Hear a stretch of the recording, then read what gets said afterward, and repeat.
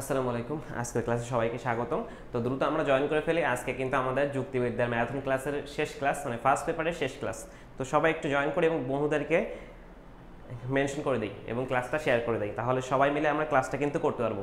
আজকে আমরা আলোচনা করব, দেখতে পাচ্ছ তোমরা 1, 6 এবং 7। আমরা গত ক্লাসে কিন্তু আলোচনা করছিলাম আমাদের 3, 4, 5 গুরুত্বপূর্ণ অধ্যায়গুলো। আজকে আমরা 6, 7 এবং 1 তিনটা অধ্যায় নিয়ে আলোচনা করব এবং লাস্টে তোমাদের আহার কি করণীয়, মানে কোন অধ্যায়ের কোশ্চেনটা তুমি আসলে বাছাই করে লিখবা সেটা আমি বলে দেবো, ঠিক আছে?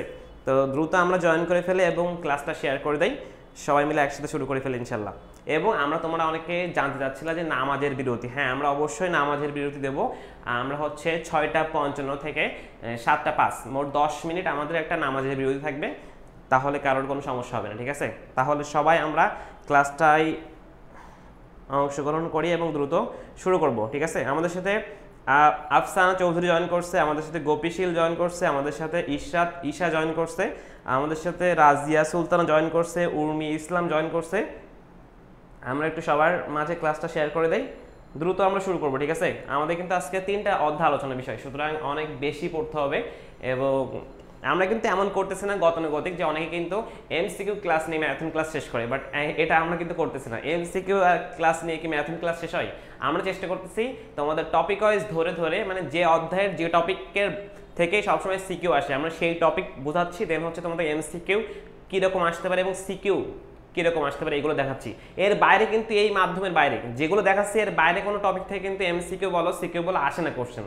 সুতরাং আমরা টপিক ওয়াইজ পড়িয়ে কিন্তু তারপরে কিন্তু কি করতেছি, আমরা সেগুলো প্র্যাকটিসও করতেছি, ঠিক আছে? আমাদের সাথে এরপরে আরও জয়েন করছে জারিন সাবা, সাদিয়া ইসলাম, স্বর্ণা জয়েন করছে, কলি আক্তার জয়েন করছে, শাহি জয়েন করছে, সঞ্জিদা, নুসরাত, সামিয়া, আমাদের সাথে অনেকে জয়েন করছে। সবাই সালাম দিচ্ছে, সবাইকে ওয়ালাইকুম আসসালাম। তো আমরা মেবি শুরু করতে পারি এখন, ঠিক আছে? আমাদের এখন 30 জনের মতো, আমরা একটু আরও বন্ধুদেরকে ক্লাসে আনতে পারি। নওশাদ রানা আমাদের সাথে জয়েন করছে, আবির জয়েন করছে। আচ্ছা, কালো দেখাচ্ছে। হ্যাঁ, ঘুম এখন ঘুমাবে, পরীক্ষার পরে ঘুমায়ও। দেখবা পরীক্ষার পরে ঘুম আসবে না, পরীক্ষার মাঝে অনেক ঘুম আসে, সুতরাং এখন ঘুমানো যাবে না। হ্যাঁ, এখনই স্টার্ট করবো আবির, এখনই স্টার্ট। কালো দেখাচ্ছে, ঠিক আছে, এটা আমরা ঠিক করে নিচ্ছি। আসলে এই মানুষটাই কালো, এই জন্য কালো দেখাচ্ছে। কালো দেখানোর রিজন কি জানো? আমি কালো, তো ফর্সা দেখাবে না, এটা স্বাভাবিক না? আচ্ছা, আমাদের সাথে আরও অনেকে জয়েন করছে। জীবন জয়েন করছে। জীবন কত ক্লাসে ছিল? আচ্ছা, রিমন, কিয়া ইসলাম, অনেক জীবন। ওকে, শুরু করতে পারি আমরা। দেখো, আমাদের আজকের আলোচনা কিন্তু 1, 6, 7। তোমরা, আমি আগের থেকে বলে দিচ্ছি, তোমাদেরকে গত ক্লাসে পড়েছি 3, 4 আর 5, আর আজকে পড়াবো 1, 6, 7। তোমরা এক অধ্যায়টা আলা রস থেকে এখান থেকে সিকিউ লিখবে না, মানে এক অধ্যায় থেকে, কারণ এই ফার্স্ট অধ্যায়টা কিন্তু গতানুগতিক একটা অধ্যায়, মানে এটাতে লিখে তুমি বেশি মার্কস ক্যারি করতে পারবে না। সুতরাং তোমরা একটা অধ্যায় সিকিউর জন্য স্কিপ। কোনো স্যার বা কোনো শিক্ষকের বা কোনো ভাইয়ার উচিত নয় যে বাদ দেওয়ার কথা, মানে বলতেছে যে একটা অধ্যায় সিকিউর জন্য স্কিপ করবে। আসলে এই অধ্যায়টা স্কিপ করার মতো অধ্যায়, কারণ এটাতে তুমি বেশি লিখতে হবে, তোমার গদ বাঁধা লেখা, মনে করো থিওরিটিক্যাল অনেক লেখা। তো এই অধ্যায়টা হাবিজিবি টাইপের অধ্যায়, সুতরাং তোমরা এইটা থেকে সিকিউ অ্যাভয়েড করবে, ঠিক আছে? বাকি এটা থেকে কিন্তু এমসিকিউ আসবে, কমপক্ষে 3, 4টা আসবে, সুতরাং ওগুলোর জন্য আমরা দেখবো, ঠিক আছে? ওকে, তাহলে আমরা শুরু করতে পারি, ঠিক আছে? বিসমিল্লাহ। দেখো, আমাদের ফার্স্ট অধ্যায় যেটা যুক্তিবিদ্যার পরিচিতি, যে অধ্যায়ের কথা বলতেছিলাম আমরা, এই অধ্যায়টা তোমরা আমি বারবার বলতেছি একটু স্কিপ করে দিবা সিকিউ এর জন্য, বাট এমসিকিউ এর জন্য দেখা লাগবে। আমাদের কি দেখা লাগবে? যুক্তিবিদ্যা আসলে উৎপত্তিটা হয়েছে কিভাবে, যুক্তিবিদ্যা আসলে কেন আসছে। আসলে অধ্যায়টা স্কিপ করলেও অধ্যায়টা সম্পর্কে আমাদের কিন্তু ধারণা রাখতে হবে, কারণ যুক্তিবিদ্যা কিভাবে আসছে সেটা আমাদের তো জানতে হবে। সুতরাং যুক্তিবিদ্যা আসার পিছনে যে কারণ বা কিভাবে আসছে, প্রাচীন যুগে যুক্তিবিদ্যার অবস্থাটা কেমন ছিল, মধ্যযুগে যুক্তিবিদ্যার অবস্থাটা কেমন ছিল, তাদের ধ্যান ধারণা কেমন ছিল, এই সব বিষয় কিন্তু এখানে উল্লেখ করা আছে। সুতরাং আমাদের সবকিছু দেখতে হবে। এখন দেখো যে প্রাচীন যুগে কয়েকটা ধারা ছিল, এই 4টা ধারা, এখানে 3টা ধারার কথা উল্লেখ হচ্ছে। দেখো, এই 3টা ধারার মধ্যে আবার এই 3 ধারাকে অনেক ধারায় ভাগ করছে। আমি জাস্ট ততটুকু দেখাবো যতটুকু আমাদের মনে করে এমসিকিউ বেশি বেশি এসে থাকে, যেন ভুল না হয় আসলে, ঠিক আছে।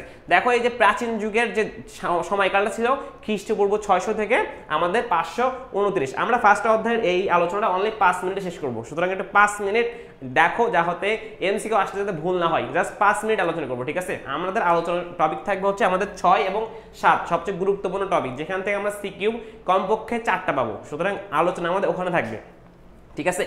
তো এখানে দেখতেছি প্রাচীন যুগে হচ্ছে খ্রিস্টপূর্ব 600 থেকে আমাদের খ্রিস্টাব্দ 529। দেন আমাদের ওই প্রাচীন যুগের যে আমাদের গ্রিক ধারার কয়েকটা আবার পর্যায় ছিল, দেখো যে প্লেটো পূর্ব মানে প্লেটো আসার আগে যে সময়কালটি ছিল সেই সময়কালে যুক্তিবিদ্যার যে ধারণা ছিল, তারপর প্লেটোর সময়কালে যে যুক্তিবিদ্যা, দেন হচ্ছে অ্যারিস্টটলের যুক্তিবিদ্যা আর স্টোইক যুক্তিবিদ্যা, এই 4টা পর্যায়। দেন আমরা তখন চীনা ধারাও আছে, দেন প্রাচীন ভারতীয় ধারা, এই ধারাগুলো আবার ওইভাবে কোনো পর্যায়ে কিন্তু ভাগ করে নাই, ঠিক আছে। আবার মধ্যযুগকে যদি বলা হয় এই সময়কালটা দেখে রাখবে, ওখানে খ্রিস্টপূর্ব 600 থেকে কিন্তু 529 ছিল খ্রিস্টাব্দ, আর এখানে খ্রিস্টাব্দ 529 থেকে 1400, মনে রাখবে এই যে 1200 1400 এই রেঞ্জটা কিন্তু মধ্যযুগের রেঞ্জ, এবং এই রেঞ্জটাতে সবসময় মুসলিম যে মনীষী, মুসলিম যে যুক্তিবিদ্যা, মুসলিম ঐতিহাসিক সবার কিন্তু উৎপত্তি এই টাইমটাতে, সুতরাং এই টাইমটা খুবই গুরুত্বপূর্ণ, আমাদের জেনে রাখতে হবে। তো মধ্যযুগ দেখতেছি 529 থেকে 1400 খ্রিস্টাব্দ, তো এখানে কিন্তু অনেক মনীষী আসছেন, আল ফারাবি আসছেন, অনেক মনীষী আসছেন, সেগুলো দেখবো আমরা। দেন আধুনিক যুগের সময়কালটা দেখতেছি আমরা 1400 পর থেকে শুরু হয়েছে এবং সেটা 1831। তো 1831 পরে কিন্তু আবার বর্তমানে হচ্ছে সাম্প্রতিক কাল চলতেছে, ঠিক আছে। ওকে, যেগুলো স্কিপ আমরা স্কিপ করে দিচ্ছি। দেখো এই যে সাম্প্রতিক কাল চলতেছে মানে বর্তমান 1831 পর থেকে বর্তমান যেটা চলতেছে সবগুলো হচ্ছে আমাদের কি, সবগুলো হচ্ছে আমাদের সাম্প্রতিক কাল, সাম্প্রতিক সময় যেগুলো রিসেন্টলি ঘটতেছে সেইগুলো। তো এগুলো অনেক বিষয় আছে, অনেক বিষয়ের মধ্যে মনে করে লোগোস শব্দটা আছে, লোগোস বা লজিক শব্দটা আসে, এটা কোন শব্দ থেকে আসছে, এই দেখো এই কোশ্চেনই বারবার ঘুরে ফিরে 1 মার্ক কিন্তু চলে আসে। আমরা পিডিএফ অবশ্যই দিব, আমরা কিন্তু গত ক্লাসের পিডিএফ তোমাদের দিয়ে দিয়েছিলাম সাজেশন ক্লাসে, সুতরাং এটাও পাবে। আমরা পিডিএফ ক্লাস নিচ্ছি, তোমাদের যদি না দেই তোমরা তো গালি দিবা আমাদের, তো আমরা কেন দিব না, অবশ্যই দিব।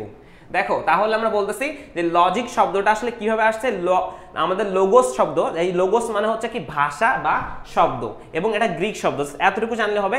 এবং এটাকে বলা হয়েছে আমাদের লগোস, যে লোগোস মানে কি ভাষা বা শব্দ, এরকম কদাকে কোশ্চেন আসতে পারে, যদি এই অধ্যায়ের কোশ্চেনকে লিখো, আমি বারবার বলতেছি এই অধ্যায়ের কোশ্চেন অ্যাভয়েড করবা।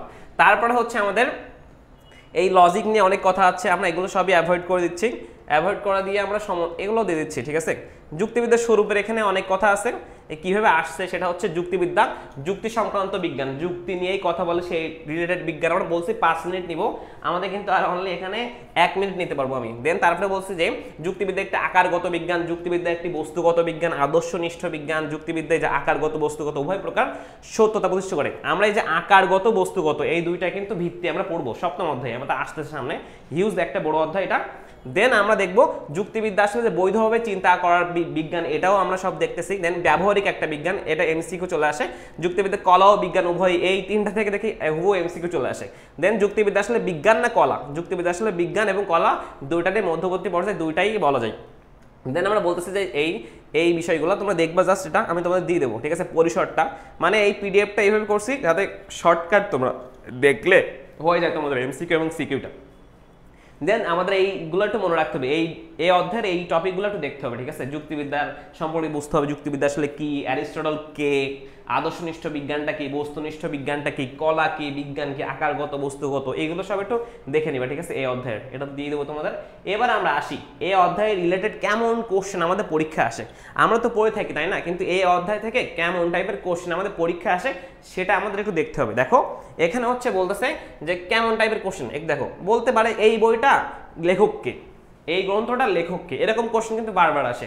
ওই যে লোগোস অর্থ কি, এমন কোশ্চেন, ঠিক আছে। হ্যাঁ 7 ও 6 বেশি লং, সুতরাং আমি এখানে সময় কম দিব বলছিলাম, 5 মিনিটে কিন্তু শেষ করছি, এবং এটাও আমরা খুব দ্রুত শেষ করে দিব, ঠিক আছে। ওকে, হ্যাঁ এগুলো অ্যাভয়েড করে দিছি, মোহাম্মদ আলী অ্যাভয়েড করে দিছি। তোমরা একটু এগুলোর অ্যান্সার বলো আমাকে, এই যে 1 থেকে 7 দাগের অ্যান্সার একটু বলে ফেলো আমাকে, 1 থেকে 7 যে কটা দেখা যাচ্ছে, ঠিক আছে, 1 থেকে 7 ঝটপট বলে ফেলো, 1 থেকে 7 আমাদের প্র্যাকটিসটা হয়ে যায় অধ্যায় থেকে। 1 থেকে 7 ফার্স্ট নাম্বার একটু বলবা, 1 এর এই, 2 এর এইটা, 3 এর এইটা, একটু এইভাবে বলবা, তাহলে ভালো হয়, ঠিক আছে। 1 এর এইটা আমাদের আবির বলছে অ্যারিস্টটল ফার্স্ট নাম্বার, আতিকা কলি বলছে, তাসলিমা লাবণী বলছে, সাদিয়া বলছে গ। আচ্ছা সবাই গ বলতেছো, এটা আমরা সবাই জানি। আসলে এই যে অর্গানন এটা হচ্ছে আমাদের অ্যারিস্টটলের লেখা, ঠিক আছে, এটা হচ্ছে অ্যারিস্টটলের। 2 নাম্বার আসি আমরা। 2 নাম্বার হচ্ছে সিস্টেম অফ লজিক, এটা কার লেখা? A system of logic. তারপরে হচ্ছে হ্যাঁ এটা কার লেখা একটু বলো? A system of logic. এবং মধ্যযুগীয় যুক্তিবিদ্যার জনককে? আমি বলছিলাম মধ্যযুগীয়, মনে রাখবে এখানে সব হচ্ছে কি, এখানে সবই দেখো অবশ্য সব কটা মুসলিমেরই দেওয়া, মুসলিমরাই ছিলেন তখন। তারপর রেনেসাঁ পরবর্তী সময়কে কোন যুগ বলে অভিহিত করা হয়েছে? যুক্তিবিদ্যা হলো চিন্তার বিজ্ঞান। এই সংজ্ঞাটি আসলে কার? অ্যারিস্টটল। যুক্তিবিদ্যার মূল সূত্র কয়টি ছিল এবং জ্ঞান কত প্রকার একটু বলো। হ্যাঁ আশফাক, সিকিউ তো অবশ্যই পড়াবো, তুমি তো আমার পুরানো স্টুডেন্ট, তুমি তো ক্লাস করছো আগে। এমসিকিউ যেহেতু পড়াচ্ছি, সিকিউ কেন পড়াবো না? গতদিনও পড়াইছি তো, টপিক পড়াই, তারপর হচ্ছে কিন্তু এমসিকিউ সিকিউ দুইটা আলোচনা করছি, দুইটা আমরা সব কিছু আলোচনা করবো। আমাদের কিন্তু এক অধ্যায়টা অ্যাভয়েডের একটা অধ্যায়, আমরা অ্যাভয়েড করে যাচ্ছি, তবুও তোমাদের দেখা দিচ্ছি অনেক বান্দা, অনেক আল্লাহর বান্দা এখানে থাকবে যারা এক অধ্যায়ের কোশ্চেন লিখবে, সুতরাং একটু বলে দেই যাতে তাদের কোনো সমস্যা না হয়। 2 নাম্বার বলছো অনেকে স্টুয়ার্ট মিলে কথা বলছো, অনেকে 4, অনেকে খ বলছো, সুরায়া বলছে খ, 3-এ চলে গেছে। আচ্ছা আমাদের সাইদ মোস্তফা খ বলছে, ওকে। 2 নাম্বার আসলে জন স্টুয়ার্ট মিল হবে, জেএস মিল মানে জন স্টুয়ার্ট মিল, এটা হবে খ নাম্বার, এখানে গ নাম্বার হবে, ঠিক আছে। গ নাম্বার মধ্যযুগে হচ্ছে। 3 নাম্বার কি হবে? 3 নাম্বার হবে কি, অনেকে খ, অনেকে গয়ে আসো, অনেকে গ। আচ্ছা 3 নাম্বার হচ্ছে আমাদের গোপীশীল একবার অ্যান্সার দিছে। 3 নাম্বার আসলে আমাদের কি হবে জানো? 3 নাম্বার অ্যান্সার হবে হচ্ছে আল ফারাবি। 3 নাম্বার অ্যান্সার হচ্ছে আল ফারাবি, আল ফারাবি। 4 নাম্বার রেনেসাঁ পরবর্তী যুগকে কি বলা হয়? রেনেসাঁ পরবর্তী যুগকে কি বলা হয়? কোন কোন অধ্যায় হচ্ছে এমসিকিউ? প্রত্যেকটা অধ্যায় থেকে এমসিকিউ আসবে, এমসিকিউর জন্য তো আসলে অধ্যায় বাদ দেওয়া যায় না, সুতরাং এমসিকিউর জন্যই কিন্তু আমি এই অধ্যায়টা দেখাচ্ছি, ঠিক আছে। 4 নাম্বারটা বলো, 4 নাম্বারটা। এই অধ্যায়টা দ্রুত শেষ করতে হবে, আমাদের আলোচনা বিষয় কিন্তু 6 এবং 7, সুতরাং এই অধ্যায়টা ফার্স্টলি শেষ করতে হবে। রেনেসাঁ পরবর্তী যুগকে বলা হয় কি? আধুনিক যুগ নাকি প্রাচীন যুগ নাকি মধ্যযুগ? 4 দাগ কিন্তু কি হবে? 4 দাগ কিন্তু ক হবে, আধুনিক যুগ। রেনেসাঁ পরবর্তী যুগ হচ্ছে আধুনিক যুগ। 5 দাগ যুক্তিবিদ্যা হলো চিন্তার বিজ্ঞান, এটা কার সংজ্ঞা? 5 দাগ, 5 দাগ কি হবে? 5 দাগ কিন্তু কি হবে? 5 দাগ জোসেফ না কপি? জোসেফ নাকি কপি হবে? Copy copy. 5-এর অনেকে ক বলছো, সবার নাম আসলে বলতে পারছি না, সবাইকে দেখতেছি আমি। 5-এর অনেকে ক বলছো। আচ্ছা 5-এর ক হবে? অ্যারিস্টটল তো হবে, তোমাদের কি মনে হয়? আচ্ছা সিকিউ এর জন্য আমি বলেছি, সিকিউ এর জন্য শুধু এক অধ্যায় বাদে সবকটা অধ্যায় পড়বা। আরও যদি তোমার সমস্যা হয়, মনে করো তুমি পড়োই নাই, তাহলে গত ক্লাস 3টা আমি যে 3টা অধ্যায় আলোচনা করছি, ওই 3টা তো মাস্ট পড়তে হবে, ওই 3টা পড়লে তুমি কমপক্ষে 5 থেকে 6টা কোশ্চেন পাবা। তারপর হচ্ছে 6 অধ্যায় পড়লে তুমি আবর্তন, আমি সব বলবো আজকের বিষয়টা, তুমি 6 অধ্যায় 7 অধ্যায়তে কোশ্চেন পাবা। তুমি যদি সবচেয়ে বাদ দিতে চাও তাহলে তুমি 3 পড়ো, 4 পড়ো, 5 পড়ো, 6 পড়ো, এই 4টা অধ্যায় এনাফ সিকিউ এর জন্য, ওকে। তাহলে যেটা বলছিলাম 5 দাগ কি হবে? চিন্তার বিজ্ঞান। এটা কি জোসেফ হবে নাকি হচ্ছে অ্যারিস্টটল হবে? তোমরা 5 দাগের এক একজন এক এক অ্যান্সার দিছো। 5 দাগ এক একজনের অ্যান্সার। 5 দাগ হচ্ছে জোসেফই হবে। হ্যাঁ এবার বলো অ্যারিস্টটল যুক্তিবিদ্যার মূল সূত্র কয়টি ছিল? তার মূল সূত্র কয়টা ছিল? 6 দাগ, 6 দাগ হচ্ছে মূল সূত্র কয়টা ছিল?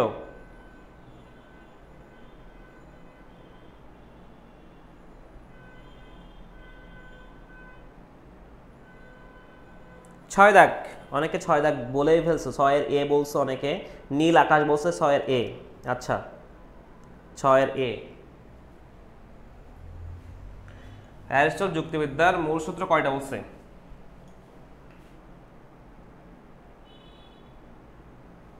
হ্যাঁ অবশ্যই আসবে, সিকিউ আসবে, কেন আসবে না? সিকিউ আসবে। আচ্ছা জ্ঞান কত প্রকার? এটা মনে করো একটা, ঠিক আছে। জ্ঞান কত প্রকার? জ্ঞান কিন্তু কথা বলছিলাম গত ক্লাসে, জ্ঞান আসলে আমাদের জ্ঞান 2 প্রকারই হয়। জ্ঞান হচ্ছে 2 প্রকার। বাকিগুলো বলে ফেলো। তারপরে শেষ করবো। এই অধ্যায়ের আর 5 মিনিট নিব, এই অধ্যায়ে বেশি সময় নেওয়ার জন্য অনলি 5 মিনিট নিব। এই অধ্যায়ে অনলি 5 মিনিট, আমরা 6টা 15তে অধ্যায় আলোচনা শেষ করব। তাহলে দেখো জ্ঞান, আমাদের বলছি জ্ঞান কত প্রকার।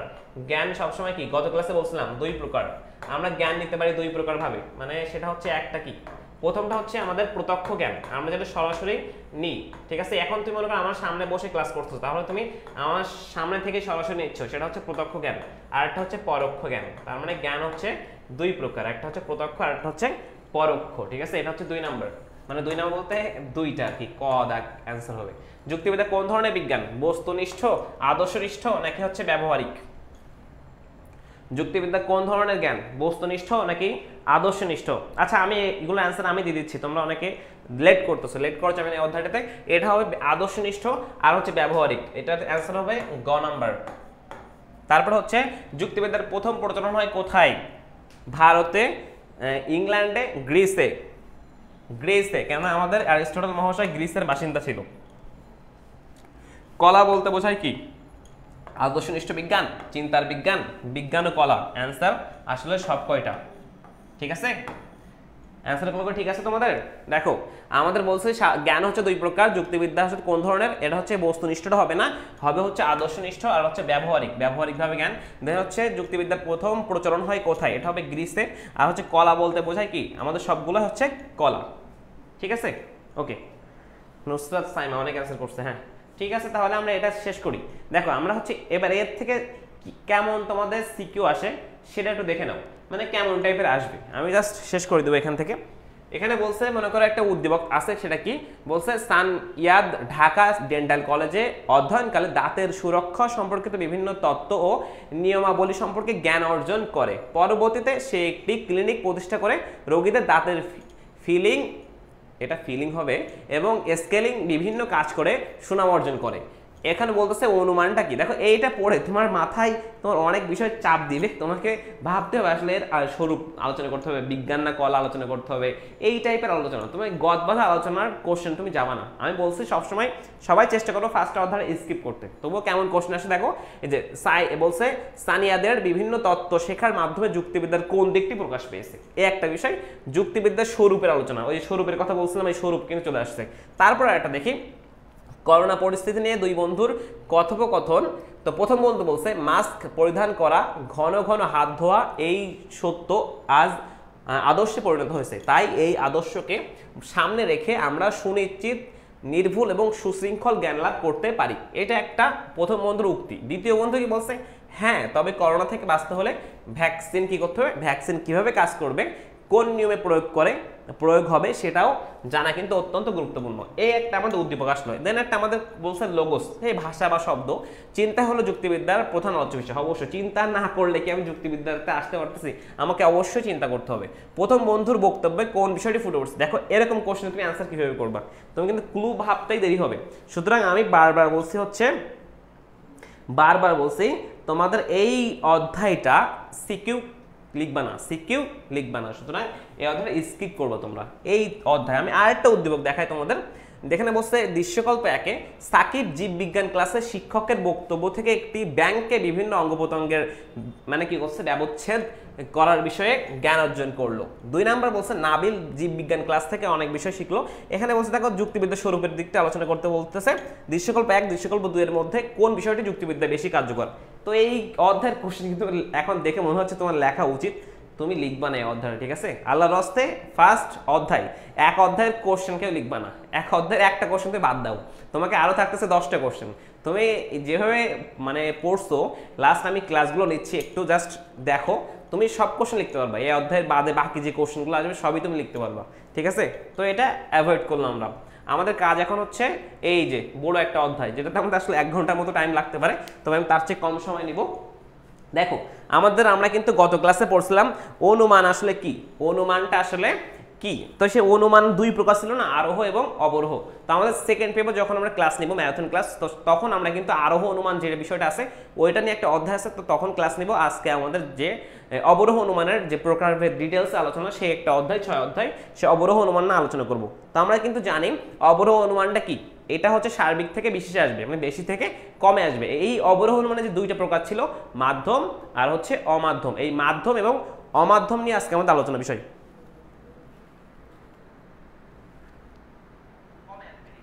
ওকে, তাহলে মাধ্যম এবং অমাধ্যমের বিষয়টা আমরা দেখতে হবে, ঠিক আছে? আমাদের সাথে এখন অনেকে জয়েন করছো, সবাই একটু কন্টিনিউ করো। দেখো তাহলে আমরা দেখলাম এখানে যে আমাদের কি আমাদের হচ্ছে যে অবরোহ অনুমান। তো অবরোহ অনুমানটা কি ছিল? তার মাধ্যম এবং অমাধ্যম। তো এখন দেখবো আসলে মাধ্যম অনুমানটা কি এবং অমাধ্যম অনুমানটা কি। তো মাধ্যম অনুমানটা মনে রাখবো একাধিক আশ্রবাক্য থাকবে, আর অমাধ্যমে অনলি একটা আশ্রবাক্য থাকবে। জাস্ট এতটুকু আলোচনা মনে রাখলে হবে। ইব্রাহিম, আগের ক্লাসের লিঙ্ক, আগের ক্লাসটা তো আমাদের পেজে আছে, জাস্ট একটু স্ক্রল করলেই পেয়ে যাবা। একটু মানে 4-5টা পোস্টের পরেই আগের ক্লাসটা আছে, সুতরাং তোমরা পেয়ে যাবা। আচ্ছা, মাহির বলছে ও খুবই ফাস্ট, বলতেছে কয়টা আসবে এই অধ্যায় থেকে? কমপক্ষে 2টা কোশ্চেন তুমি পাবে, 2টা কোশ্চেন অবশ্যই পাবে, 3টা আসতে পারে, স্যারের উপর ডিপেন্ড করতেছে, বাট 2টা তুমি পাবে, ঠিক আছে? আমি শেষে বলবো, আসলে এখনো বলে দেই, অনেকে শেষ পর্যন্ত ধৈর্য ধারণ করতে পারতেছে না, তাদের হচ্ছে না। সেটা হচ্ছে 3 অধ্যায় থেকে কমপক্ষে 2টা আসবে, 4 অধ্যায় থেকে 1টা বা 2টা, 5 অধ্যায় থেকে এরকম 1টা বা 2টা, 6 অধ্যায় থেকে 2টা আসবে, 7 অধ্যায় থেকে তেমনই 1টা 2টা আসতে পারে। এবার যেগুলো বললাম 1টা 2টা, সেখান থেকে 2টা করে দিতে পারে, স্যারদের উপর ডিপেন্ড করতেছে। প্রথম অধ্যায় থেকে এরকম 1টা দিবে, এরকম আর কি, ঠিক আছে? ওকে, তাহলে দেখতেছি আমরা যে অমাধ্যম অনুমানটা কি বুঝলাম, এবং অমাধ্যম অনুমান হচ্ছে কি? একটি মাত্র আশ্রয়বাক্য থেকে যখন সরাসরি সিদ্ধান্ত অনুমিত হবে, একটি মাত্র আশ্রয়বাক্য থেকে যখন সরাসরি সিদ্ধান্ত অনুমিত হবে, সেটা আমাদের কি বলবে? সেটাকে আমরা বলবো হচ্ছে অমাধ্যম অনুমান, ঠিক আছে? আমরা একটা উদাহরণ দেখি, দেখো, সকল মানুষ হয় মরণশীল, সকল দার্শনিক হয় মানুষ, অতএব সকল দার্শনিক হয় মরণশীল। এখানে কিন্তু এই একাধিক আশ্রয়বাক্য পরস্পর নির্ভরশীলের মাধ্যমে কিন্তু একটা সিদ্ধান্ত অনুমিত হয়েছে, এই জন্য এটা কিন্তু মাধ্যম। বাট অমাধ্যম হলে কি হবে? আমার অনলি একটা আশ্রয়বাক্য থাকবে এবং সেখান থেকেই সিদ্ধান্ত অনুমিত হবে। এখানে একটা মনে করো সার্বিক যুক্তিবাক্য থাকবে, তারপরে একটা বিশেষ যুক্তিবাক্য।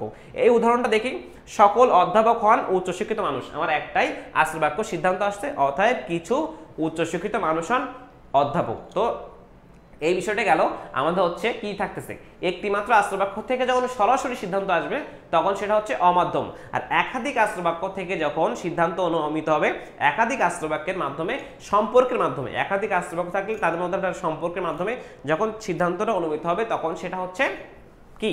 তখন সেটা হচ্ছে মাধ্যম। অনেক পড়া বাকি না, এখন ফাস্ট করবে। হ্যাঁ, এখানে দিয়া বলছে আসলে অনেক পড়া বাকি, শেষ করে দেবো দিয়া, তোমরা হচ্ছে থাকো, আমি শেষ না করে তো যাবো না, শেষ করব, খুব দ্রুত শেষ করব।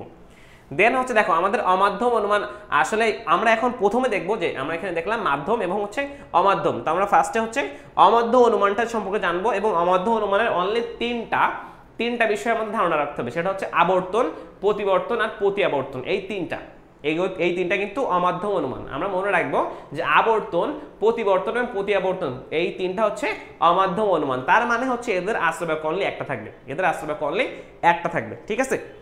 তো তাহলে এখন আমরা দেখব যে আমাদের অমাধ্যম অনুমানে কিছু বৈশিষ্ট্য দেখব। আমি জাস্ট 10টা আছে, আমি 2-3টা আলোচনা করব। দেখো, অমাধ্যম অনুমানে একটি মাত্র আশ্রয়বাক্য থেকে সিদ্ধান্ত অনুমিত হয় আমরা জানি, এক্ষেত্রে সিদ্ধান্ত আশ্রয়বাক্য থেকে অনিবার্যভাবে অনুমিত হবে, কারণ যেখানে একটা আছে তো সরাসরি আসবে সেখান থেকে, ঠিক আছে? তারপর দেখি অমাধ্যম অনুমান এক প্রকার অবরোহ অনুমান, কেন? একটু অবরোহ অনুমানের একটা প্রকারভেদ, ঠিক আছে? এবার দেখবো অমাধ্যম অনুমানের প্রকারভেদ। অনেকের বইতে এখানে 10টা থাকতে পারে, অনেকের বইতে 7টা থাকতে পারে, অনেকের বইতে আরো বেশি থাকতে পারে। দেখো এখানে হচ্ছে 10টা আছে। তো অমাধ্যম অনুমানের প্রকারভেদ আমরা দেখতেছি। অমাধ্যম অনুমান কয় প্রকার? 10 প্রকার, ঠিক আছে? অনেকের বইতে 9 প্রকার থাকতে পারে। তোমরা কি আমার কথা বুঝতেছো? আশা করি বুঝতে পারতেছো। দেখো, তাহলে অমাধ্যম অনুমানের আমরা দেখছি 10টা প্রকার, বাট আমাদের এই 3টা প্রকার দেখতে হবে। 3টা প্রকার কি কি? 3টা প্রকার হচ্ছে আবর্তন, প্রতিবর্তন আর প্রতিআবর্তন, ঠিক আছে? আমাদের এই 3টা থেকে সিকিউ আসবে, এই 3টা থেকেই। মনে করো তোমার আবর্তন প্রতিবর্তন দুইটা মিলে একটা সিকিউ আসলো, বা প্রতিবর্তন প্রতিআবর্তন মিলে একটা সিকিউ আসলো, বা এইটা মিলে একটা সিকিউ আসলো। এবং আমাদের আরেকটা টপিক আছে যেটা আমরা মাধ্যম অনুমানে যাব, সেটা কি? সেটা হচ্ছে আমাদের সহানুমান। আমরা সেখানে আসি না, আমরা ধাপে ধাপে আসবো। তো আমরা এখন অমাধ্যম অনুমানে আসি। তো অমাধ্যম অনুমানে আমাদের কি আছে? আমাদের টপিক হচ্ছে এই 3টা। আমরা এই অধ্যায়টা তো অনেক বড়, বাট আমরা তো সব পড়বো না। আমাদের পড়ার অংশ হচ্ছে আবর্তন, প্রতিবর্তন, প্রতিআবর্তন। তোমরা এই যাবৎকাল যারা আবর্তন, প্রতিবর্তন এবং প্রতিআবর্তন পড়ে বুঝো নাই, আমি চেষ্টা করবো আজকের ক্লাসটা তোমাদের বোঝাই দেওয়ার। কারণ হচ্ছে তুমি যদি আবর্তনের নিয়মটা জানো, তোমার ছকটা জানা থাকবে, খুব ইজিলি পারবা। তোমার জাস্ট নিয়ম জানতে হবে, ছক জানতে হবে, ব্যাখ্যা তোমার অটোমেটিক চলে আসবে।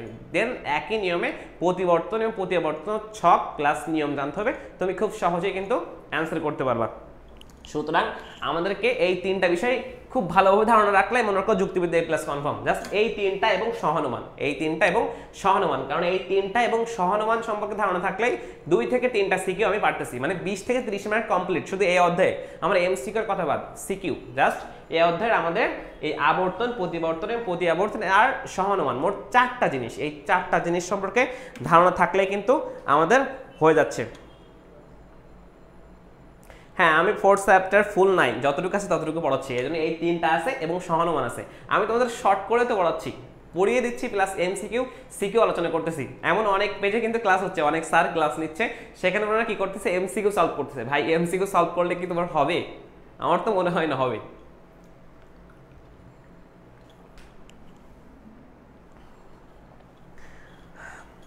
ওকে,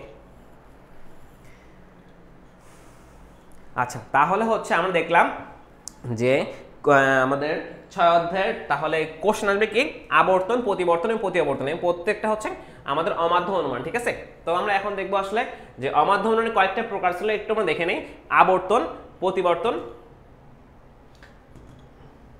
আবর্তন, প্রতিবর্তন, আর হচ্ছে কি আমাদের অন্তরাবর্তন, বিরোধমূলক অনুমান। এগুলো দরকার নেই, আমরা একটু স্কিপ করি, যেগুলো দরকার নেই সেগুলো থাক। এবার আমাদের যে বিষয়টা সেটা হচ্ছে আবর্তনটা কি। মনে রাখবে আবর্তনটা আসলে আমি একটু বড় করতে পারি। আবর্তনটা হচ্ছে আবর্তনটা কি, আবর্তন হচ্ছে আমাদের কি হবে, মনে করো তোমার আশ্রয় বাক্য যেটা থাকবে, আশ্রয় বাক্যের উদ্দেশ্যপদ সিদ্ধান্ত থেকে বিধেয় হবে, এবং আশ্রয় বাক্যের বিধেয় পদ সিদ্ধান্ত থেকে উদ্দেশ্য হবে। এই যে চেঞ্জ,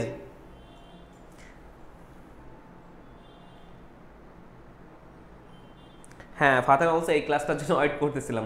এটা একটু আসলে ভুলে যাওয়ার অধ্যায়, শুধু ভুলে যায় মানুষজন, আমাদের একটু যাতে না ভুল হয় সেটা দেখতে হবে। সিকিউ কঠিন হবে না তারেক জামিল ভাই? সিকিউ কেন কঠিন হবে? সিকিউ সহজ হবে, এমসিকিউ সহজ হবে। তুমি জাস্ট একটু মানে ভাবো, ভেবে চিন্তে অ্যান্সার করতে হবে, আমরা গদবাধা অ্যান্সার করে দিই, এটা করা যাবে না। আচ্ছা দেখো আমরা যেখানে ছিলাম, তাহলে আবর্তন বলতেছে কি, যে অমাধ্যম অবরোহণ মানে গুণের পরিবর্তন না করে আশ্রবাক্যের উদ্দেশ্য বিধেয় পদের ন্যায়সঙ্গত স্থান পরিবর্তন, মানে গুণের পরিবর্তন না করে আশ্রবাক্যের উদ্দেশ্য বিধেয় পদের ন্যায়সঙ্গত স্থান পরিবর্তন, মানে আশ্রবাক্যের উদ্দেশ্য পদটা কি হবে, মনে করো আশ্রবাক্যের যেটা উদ্দেশ্য আছে সিদ্ধান্তে কি সেটা বিধেয় হবে। যদি আমরা এখন দেখি, তোমাদের একটা দেখাই যে কোনটাতে আসলে আশ্রবাক্য উদ্দেশ্যপদ সিদ্ধান্ত থেকে বিধেয় হচ্ছে, তো তখন আমরা খেয়াল করব। দেখো আমরা বলছি হচ্ছে গুণের পরিবর্তন না করে, সংজ্ঞায় আছে গুণের পরিবর্তন, মানে গুণ চেঞ্জ করা যাবে না, গুণ যা আছে তাই থাকবে। তো এই ক্ষেত্রে আমরা বলবো এবং উদ্দেশ্য বিধেয় পদের ন্যায়সঙ্গত স্থান পরিবর্তন হবে। উদ্দেশ্য বিধেয় পদের ন্যায়সঙ্গত মানে স্থান পরিবর্তন, তার মানে মনে রাখবা, মনে করো আমাদের এটা হচ্ছে আশ্রয় বাক্যের উদ্দেশ্য পদ, এটা হচ্ছে বিধেয় পদ, আর এটা হচ্ছে আমাদের সিদ্ধান্ত বাক্যের উদ্দেশ্য পদ, এটা হচ্ছে বিধেয় পদ। আমি একটু লিখে দেই, আশ্রয় বাক্য আর এটা হচ্ছে সিদ্ধান্ত। একটু জাস্ট এতটুকু মনে রাখো। তাহলে এই যে আশ্রয় বাক্য এবং সিদ্ধান্ত, ঠিক আছে, তো আশ্রয় বাক্য এবং সিদ্ধান্তের ক্ষেত্রে সিডিজি আসলে ভালো জায়গা না, তো এটা আসলে কেন সহজ করবে, তোমরা ভালো স্টুডেন্ট না, চট্টগ্রাম বোর্ডের মানুষ মানে শিক্ষকরা জানে যে এরা আসলে ভালো স্টুডেন্ট, সুতরাং এদের কঠিন কোশ্চেন করে। তোমরা যদি আরেকটা জিনিস দেখে থাকো যশোর বোর্ডে, আমি নিজে সারা জীবন যশোর বোর্ডেই ছিলাম, স্কুল কলেজ লাইফ, সুতরাং আমি জানি যশোর বোর্ডে হচ্ছে কোশ্চেন কতটা হার্ড করে। তোমরা যদি টেস্ট পেপার সলভ করো দেখবা জীবনে যশোর বোর্ডের কোশ্চেন যা আছে আল্লাহর রাস্তায় তাদের সহজ করার ইচ্ছা নাই, সবসময় কঠিন করে গেছে, মানে যা দেওয়ার সব দিয়ে যায়। ঠিক আছে, এখন এটাকে ফলো করতেছে চট্টগ্রাম বোর্ড। আচ্ছা আমরা যেটাতে ছিলাম, দেখো এখানে হচ্ছে আশ্রয় বাক্য আর সিদ্ধান্ত। আমরা বলছি এই যে আবর্তন তখনই হবে যদি আশ্রয় বাক্যের উদ্দেশ্য পদ, তাহলে বলছি এটা হচ্ছে উদ্দেশ্য পদ, এটা হচ্ছে বিধেয় পদ, আর এটা হচ্ছে সিদ্ধান্তের উদ্দেশ্য পদ, এটা হচ্ছে বিধেয় পদ। তাহলে বলছি আশ্রয় বাক্যের উদ্দেশ্য পদ সিদ্ধান্তের বিধেয় হবে, আশ্রয় বাক্যের যে উদ্দেশ্য পদ থাকবে সেটা সিদ্ধান্তের গিয়ে কি হবে, বিধেয় হবে, এবং আশ্রয় বাক্যে যেটা হচ্ছে কি থাকবে, আমার বিধেয় পদ সিদ্ধান্তে গিয়ে উদ্দেশ্য হবে। আমি আবার বলছি, দেখো আমাদের আবর্তন হবে সেটাই যেটা হচ্ছে গুণের পরিবর্তন করবে না, এবং আশ্রয় বাক্যের উদ্দেশ্য পদ সিদ্ধান্ত থেকে বিধেয় হবে, এবং আশ্রয় বাক্যের বিধেয় পদ সিদ্ধান্তের উদ্দেশ্য হবে। যদি এটা হয়, কোনো যুক্তি বাক্যে যদি এমন পরিবর্তন দেখো, মনে রাখবে এটা হচ্ছে আমাদের, এটা হচ্ছে আবর্তন হয়েছে। আমাদের কিন্তু উদ্দীপক থাকবে এমন, তোমাকে বুঝে নিতে হবে এটা হচ্ছে আবর্তন। জাস্ট আবর্তন বোঝা খুবই সহজ, আবর্তন থেকে কোশ্চেন আসলে তুমি মাথা হাত দিবা, যেটা হচ্ছে সবচেয়ে সহজ কোশ্চেন আসছে। ঠিক আছে, আবর্তন ধরা কিন্তু খুবই ইজি।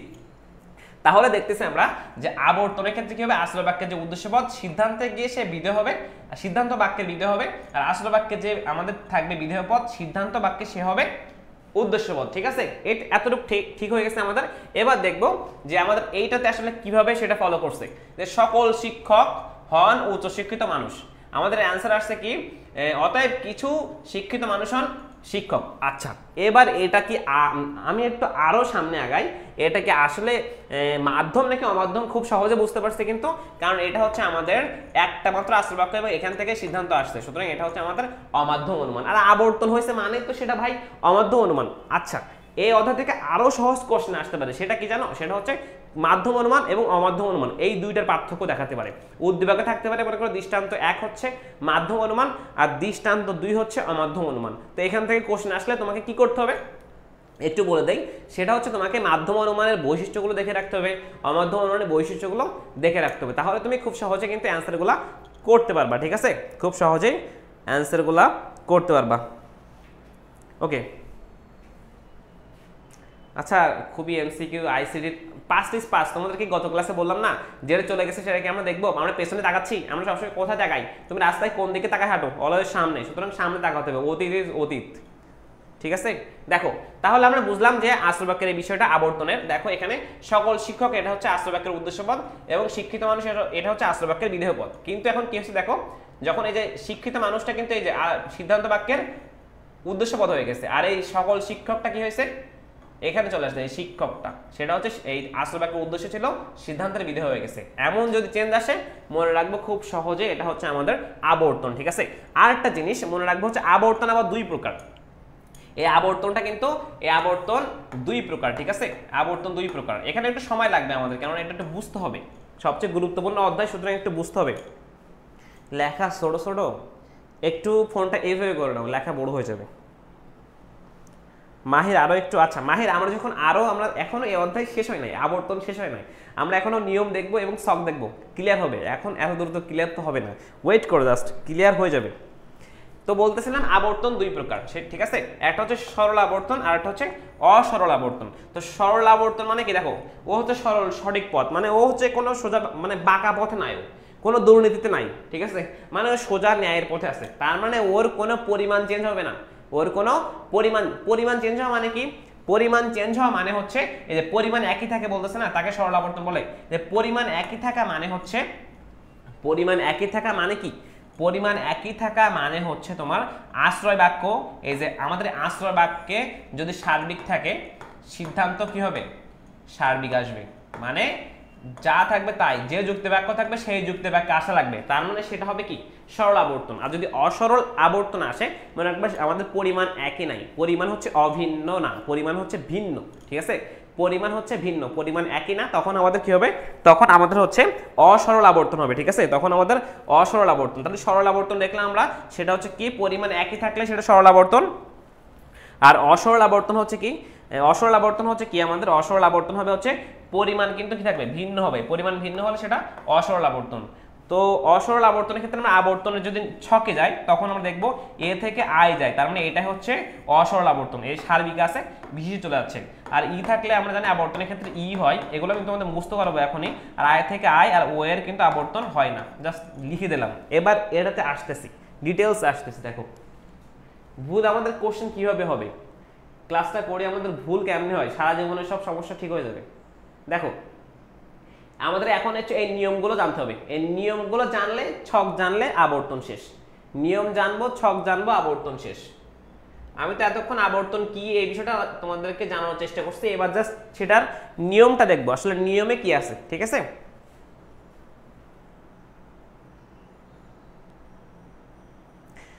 তুলি মিস তুলি অধ্যায়টা রিসিভ করলে আসলেই সমস্যা হয়ে যাবে, এমসিকিউ অনেক আসবে, তার কমপক্ষে 5-6টা আসবে, সুতরাং তুমি ভুল করবা। অধ্যায়টা স্কিপ করো না, তুমি আজকের ক্লাসটা করো, ক্লাস করে তুমি স্কিপ করে দিও, বাট ক্লাস করে এগুলো তুমি অ্যান্সার লিখতে পারবা।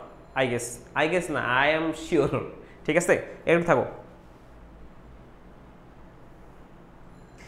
না কী সব কথা স্যার, তাই যদি না হয় তবে যুক্তিবাদী ছাত্র হয়ে রাজিয়া সুলতানা কি বলো তুমি, আল্লাহ।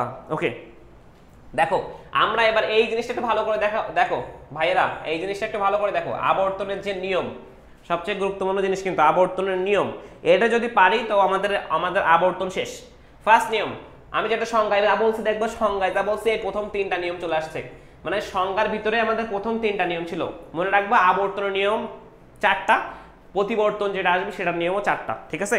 তো আবর্তনটা শেষ করে আমাদের সময় কিন্তু খুবই শেষ হয়ে যাচ্ছে। আমরা চেষ্টা করব হচ্ছে তোমাদের বলছি আমি যে নামাজের বিরতি দিব আমরা 6:55 থেকে 7:05, 10 মিনিট।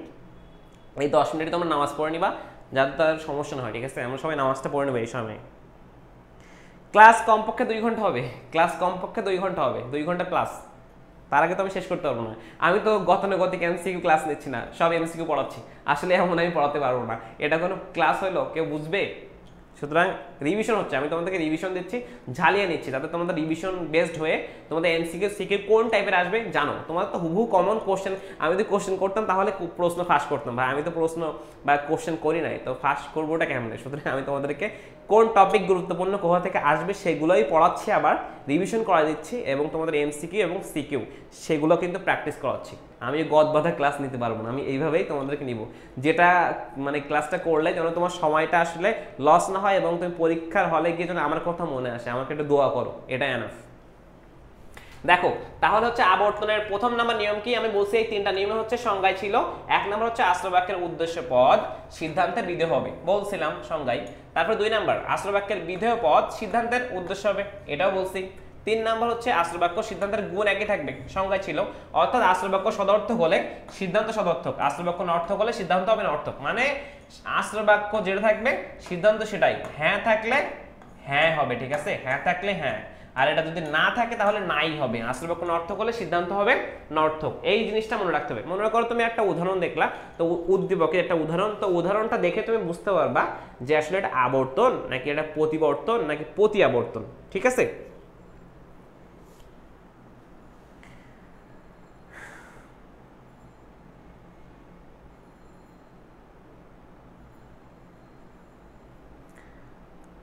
আচ্ছা ঠিক আছে, ওকে।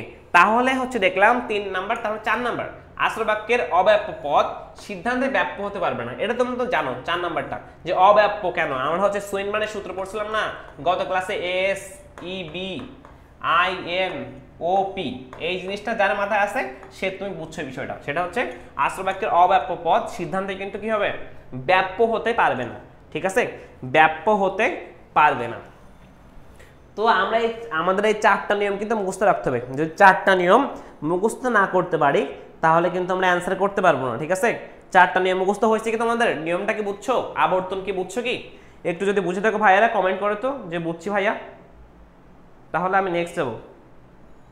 হ্যাঁ, ও বাক্যের আবর্তন নয় হয় না কেন? এটা হচ্ছে এই নিয়মের জন্য, এই নিয়মের জন্য ও বাক্যের হয় না। আমি একটু সংক্ষেপে বলতে দেখো, আমাদের বলছে ও পি মানে হচ্ছে ও যুক্তি বাক্যের কি হবে, বিধেয় পদটা ব্যাপ্য, বিধেয় পদ ব্যাপ্য, ঠিক আছে।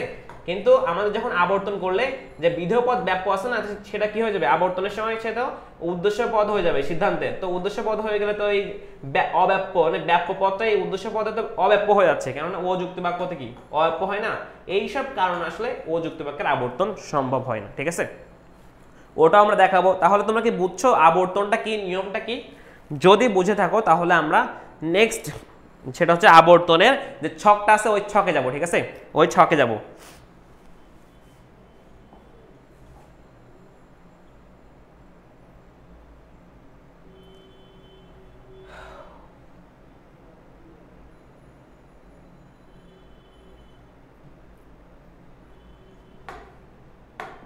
দেখো আমরা হচ্ছে ছকটা দেখবো, তারপরে আমরা একটা উদাহরণ মানে ব্যাখ্যা সহ দেখবো, তোমাদের কোনো কমতে রাখবো না, ঠিক আছে। ছকটা দেখবো, রাজিয়া সুলতানা এতটুকু যা পড়াইছি সেটা কি মাথায় গেছে তোমার? তুমি ক্লাসটা একটু মনোযোগ সহকারে করো, তারপরে তুমি বলো যে মাথায় ঢুকছে কিনা। না ঢুকলে তখন তোমাকে মাথায় হাতুড়ি দিয়ে ঢুকানো হবে। বাট তুমি এখন ক্লাসটা করো, মাথায় ঢুকে না। আমরা একটা জিনিস পারি না, বাট চেষ্টা না করে বলি পারি না ভাই, কেন পড়তাম ভাই? তুমি চেষ্টা তো করো, তারপরে পারি না কেন, কি চেষ্টা করছো যে পারতেছো না? চেষ্টাটা একটু হার্ড ওয়ার্ক দিয়ে করো। আচ্ছা, কে কোশ্চেন করছিল সদর্থক নর্থক মানে কি? তারে তো সে কি ফার্স্ট ইয়ার না সেকেন্ড ইয়ার? সদর্থক মানে হচ্ছে হ্যাঁ বাচক, নর্থক মানে না বাচক। সদর্থক মানে পজিটিভ, নর্থক মানে নেগেটিভ, ওকে। গত ক্লাসে এইসব নিয়ে আলোচনা করছি, একদম বাচ্চাদের ক্লাস নিয়ে। আচ্ছা, এবার ও যুক্তি বাক্যের আবর্তনটাতে পরে আসবো। আমাদের এখন পড়ার বিষয় হচ্ছে আমরা যে 4টা নিয়ম করছি, 4টা নিয়মের অ্যাপ্লাই। মনে করো আমরা বলছিলাম যে 4 নিয়ম। প্রথম নিয়ম ছিল আসল বাক্য উদ্দেশ্যপদ সিদ্ধান্তের বিধেয় হবে, 2 নাম্বার আসল বাক্যে বিধেয় পদ সিদ্ধান্তের উদ্দেশ্য হবে, 3 নাম্বার গুণ পরিবর্তন করা যাবে না, গুণ মানে গুণ একই থাকবে। আসল বাক্য সদর্থক হলে সিদ্ধান্ত সদর্থক, আসল বাক্য নর্থক হলে সিদ্ধান্তও নর্থক। আর লাস্ট নাম্বার ছিল আসল বাক্যের কোনো অব্যাপ্য পদ সিদ্ধান্তে ব্যাপ্য হতে পারবে না। এই 4টা নিয়ম। তো 4টা নিয়মের অ্যাপ্লাই দেখে হচ্ছে এ যুক্তি বাক্য। তো এ যুক্তি বাক্যের যদি আবর্তন করি, আরেকটা জিনিস মনে রাখা তোমাদের বলে রাখি, এখান থেকে এমসিকিউ আসতে পারে কিন্তু, সেটা হচ্ছে আবর্তনের আশ্রয় বাক্যকে কি বলা হয়? আবর্তনের আশ্রয় বাক্যকে বলা হচ্ছে আবর্তনীয়। আশ্রয় বাক্যের আবর্তনের আশ্রয় বাক্যকে বলা হয় আবর্তনীয়, ঠিক আছে? এবং আবর্তনের যে সিদ্ধান্ত বাক্য তাকে বলা হচ্ছে আবর্তিত। সিদ্ধান্ত বাক্যকে বলা হচ্ছে আবর্তিত, ঠিক আছে? তাহলে আমরা দেখলাম হচ্ছে,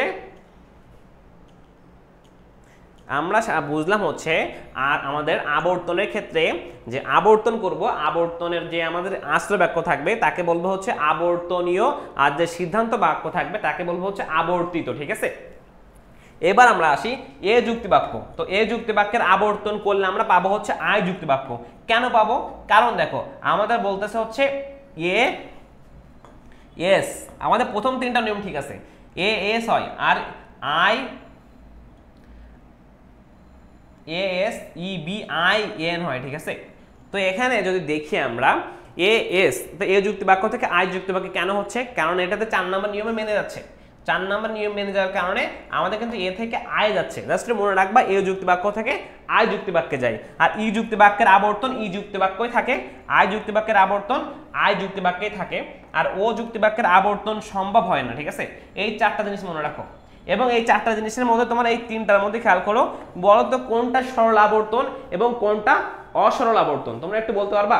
এই যে এ যুক্তি বাক্য, ই যুক্তি বাক্য, আই যুক্তি বাক্য, এই 3টার মধ্যে কোনটা সরল আর কোনটা অসরল? একটু জাস্ট কমেন্ট করো তো, এ সরল নাকি অসরল, বি সরল নাকি অসরল, আর সরি ই আর হচ্ছে আই হচ্ছে সরল নাকি অসরল?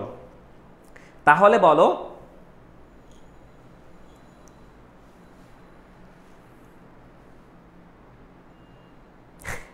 তারেক জামিল, আচ্ছা একটু আমার যে কোশ্চেনটা করলাম একটু রিপ্লাই দাও। সেটা হচ্ছে আমাদের এ সরল নাকি অসরল, আর ই সরল নাকি অসরল, আর আমাদের আই সরল নাকি অসরল? আসলে ও তো সম্ভব নয়, সুতরাং ও এর আমরা সরল অসরল বের করতে পারবো না। সরল কখন হবে একটা অ্যান্সার করো, তারপরে বলতেছি। আমি একটু আগে পড়াইছি সরল কোনটা অসরল কোনটা, সুতরাং অ্যান্সার তোমরা করতে পারবা। আর যদি না করতে পারো তাহলে ধরে নেব তোমরা কি, তোমরা হচ্ছে তোমাদের ভেতরে অসরল মানুষ আছে, সরল মানুষ নাই।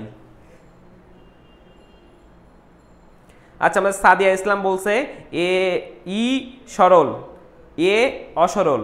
আবির বলছে এ সরল, আচ্ছা ই সরল। আবার রাজিয়া বলছে ই সরল। আচ্ছা ভাইয়া অনেক পড়া বাকি আছে, সব পড়াই দিব ভাইয়া, ডোন্ট ওয়ারি, তুমি কোনো চিন্তা করো না সাইমন। ওকে, দেখো তাহলে আমরা বলছিলাম এ যুক্তি বাক্য হচ্ছে এখানে কি, এ যুক্তি বাক্য থেকে যদি এ যুক্তি বাক্যে আসতো তাহলে সেটা সরল হতো। এটা হচ্ছে এ থেকে আয়তে চলে গেছে, পরিমাণ পরিবর্তন হয়ে গেছে, এজন্য এটা হচ্ছে অসরল। এ যুক্তি বাক্যের যেটা হয়েছে সেটা হচ্ছে অসরল আবর্তন হয়, এ যুক্তি বাক্যের অসরল আবর্তন হয়। আর ই যুক্তি বাক্য আর আই যুক্তি বাক্য দুইটা দেখো, ই থেকে ই, এ আই থেকে আই, তার মানে দুইটা হচ্ছে সরল, ঠিক আছে? দুইটাই কি, দুইটা হচ্ছে সরল। আর হচ্ছে ও যুক্তি বাক্যের তো আবর্তন সম্ভব নয়। এবার আমরা পড়বো আসলে ও যুক্তি বাক্যের আবর্তন সম্ভব নয় কেন সেটা দেখো। যুক্তি বাক্যের কোনো আবর্তন সম্ভব নয়, সেটা হচ্ছে ও যুক্তি বাক্যের। যুক্তি বাক্যটা কি, নর্থক বিধায় আবর্তিত নর্থক যুক্তি বাক্যে করতে হবে। মানে আমার যেহেতু যুক্তিবাক্য নর্থক আছে, আমাকে অবশ্যই নর্থক করতে হবে। তাহলে ও আছে, ও থেকে কি তুমি কখনো ও থেকে ই করতে পারবা? পারবা না, কারণ এটা হচ্ছে অমাধ্যম অনুমান এবং অবরোহ অনুমান। অবরোহ অনুমান কি হয়, ও তো বিশেষ যুক্তিবাক্য আর ই হচ্ছে সার্বিক যুক্তিবাক্য, তো কখনো বিশেষ থেকে সার্বিকে আসতে পারে অবরোহ অনুমান? পারে না। এই কথাটা এখানে বলতেছে দেখো। তো নর্থক যুক্তিবাক্য হচ্ছে এখানে নর্থক যুক্তিবাক্য কোন দুটো আমরা জানি, হচ্ছে ই যুক্তিবাক্য এবং হচ্ছে ও যুক্তিবাক্য। তো এখানে এখন যুক্তিবাক্যের আবর্তন ই যুক্তিবাক্য করা সম্ভব নয়। কারণটা কি? কারণ যেটা বললাম, ই যুক্তিবাক্য হলো একটি সার্বিক যুক্তিবাক্য, আর আই যুক্তিবাক্যটা কি, আর হচ্ছে এখানে অবরোহ অনুমানে অন্তর্ভুক্ত। যেহেতু আমাদের এই এই আবর্তনটাই হচ্ছে অবরোহ অনুমানের অন্তর্ভুক্ত, আর অবরোহ অনুমানের সিদ্ধান্ত কোনো অবস্থায় আশ্রয় বাক্য থেকে বেশি ব্যাপক কিন্তু হতে পারে না। এখন বাকি থাকে কিন্তু ও যুক্তি বাক্য, মানে আমরা দেখলাম আসলে ও থেকে এ হচ্ছে না, ও থেকে ই হওয়ার চান্স নাই, ও থেকে আয়ও হচ্ছে না, তাহলে ও থেকে কি ও হতে পারে সেটাই আমরা একটু খেয়াল করব। কিন্তু ও যুক্তিবাক্যের আবর্তন ও যুক্তিবাক্য করা হলে আবর্তনের ব্যাপকতা সংক্রান্ত নিয়ম লঙ্ঘন হয়। যে কথাটা বলছিলাম আসলে আমাদের ও থেকে কিন্তু কি ও থেকে আসলে ও করা যাচ্ছে না, কেননা বাক্যের বিধেয় পদ ব্যাপ্য হলেও উদ্দেশ্য পদ ব্যাপ্য নয়। যেহেতু উদ্দেশ্য পদ ব্যাপ্য নয়, কিন্তু আবর্তনের নিয়ম অনুসারে যে পদ আশ্রয় বাক্যে ব্যাপ্য নয় তার সিদ্ধান্তে ব্যাপ্য হতে পারবে না। তো এখন আমরা দেখতে পাচ্ছি যে উদ্দেশ্য পদ যদি সিদ্ধান্তে বিধেয় হিসেবে ব্যবহৃত হয় তখন তা কি হবে, ব্যাপ্য হয়ে পড়ে। তাই দেখা যাবে যুক্তিবাক্যের কোনো আবর্তনই কি হবে না, বৈধ হবে না। সেটা কি, ও যুক্তিবাক্যের, ঠিক আছে, ও যুক্তিবাক্যের কোনো আবর্তনই বৈধ হবে না। সুতরাং ও যুক্তিবাক্যের আসলে কি আবর্তন সম্ভব নয়। এবার আমরা জাস্ট একটা উদাহরণ দেখি। এখানে ও যুক্তিবাক্য, কিছু মানুষ নয় আশাবাদী, একটা ও যুক্তিবাক্য। তো এটাকে দেখো যখন আমরা করব হচ্ছে, এটাকে যখন আমরা কি করব, আমরা হচ্ছে আবর্তন করব, তখন আমাদের কি করতে হবে, কিছু আশাবাদী নয় মানুষ করতেছি, হচ্ছে কখনো সম্ভব না। কারণটা হচ্ছে আমাদের দেখো ও যুক্তিবাক্যের হচ্ছে ও পি ছিল, তার মানে এখানে ও পি হবে, তাহলে ও পি হলে এইটা হচ্ছে কি ব্যাপ্য, আর এটা ব্যাপ্য হলে আবর্তনের ক্ষেত্রে এই ব্যাপ্য তখন এখানে কি হবে, এখানে বসে তো সে অবশ্যই অব্যাপ্য হতে হবে না, বাট সে তো এখানে ছিল ব্যাপ্য, এখানে কি অব্যাপ্য হতে পারবে, কখনোই সম্ভব নয়। সুতরাং এই কারণে আমাদের ও যুক্তিবাক্যেরটা কি হবে, আবর্তন সম্ভব নয়। আশা করি এখন বুঝতে পারছো কি আবর্তন ক্লিয়ার? বুড়ো বয়সে এখন যদি ক্লিয়ার না থাকে পরীক্ষার আগের দিন, তাহলে তোমাদের প্রত্যেকে বাড়ির ঠিকানা দাও, পার্সেল করে লাঠি পাঠাই। স্যার আমার উল্টাপাল্টা হয়ে গেছে। আচ্ছা অ্যাকাউন্টিং, সাইফুল অ্যাকাউন্টিং ক্লাস তোমাদের 7:30 থেকে নেবে, ঠিক আছে? সরল মানুষ মাথায়, আল্লাহ আমি তো তাহলে অসরল, এটা না মাথায় ঢুকছে, আমি হচ্ছে অসরল মানুষ, তোমরা সরল। হাই রে, আমরা নামাজের ব্রেক দিব 55-তে। অনেকের বাংলাদেশ তো তোমরা অনেক জায়গা থেকে জয়েন করতেছো, সুতরাং যাদের হয়েছে তারা যেতে পারো, ঠিক আছে? আমরা হচ্ছে 55 থেকে শুরু করবো, আমরা তোমাদের 55 থেকে নামাজের ব্রেক দিব 7টা 5 পর্যন্ত, ঠিক আছে?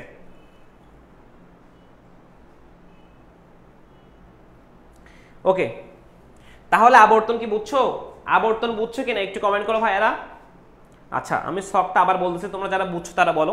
দেখো আমরা বলছিলাম যে এখানে সরল অসরল বিষয়টা তো বুঝছি, মানে পরিমাণের চেঞ্জ আসলেই, পরিমাণ একই থাকলে সেটা সরল, পরিমাণ ভিন্ন হলে সেটা অসরল। তো আমরা যদি জাস্ট এ যুক্তি বাক্য দেখতেছি সেটা হচ্ছে অসরল, কারণ এ থেকে আয় যাচ্ছে।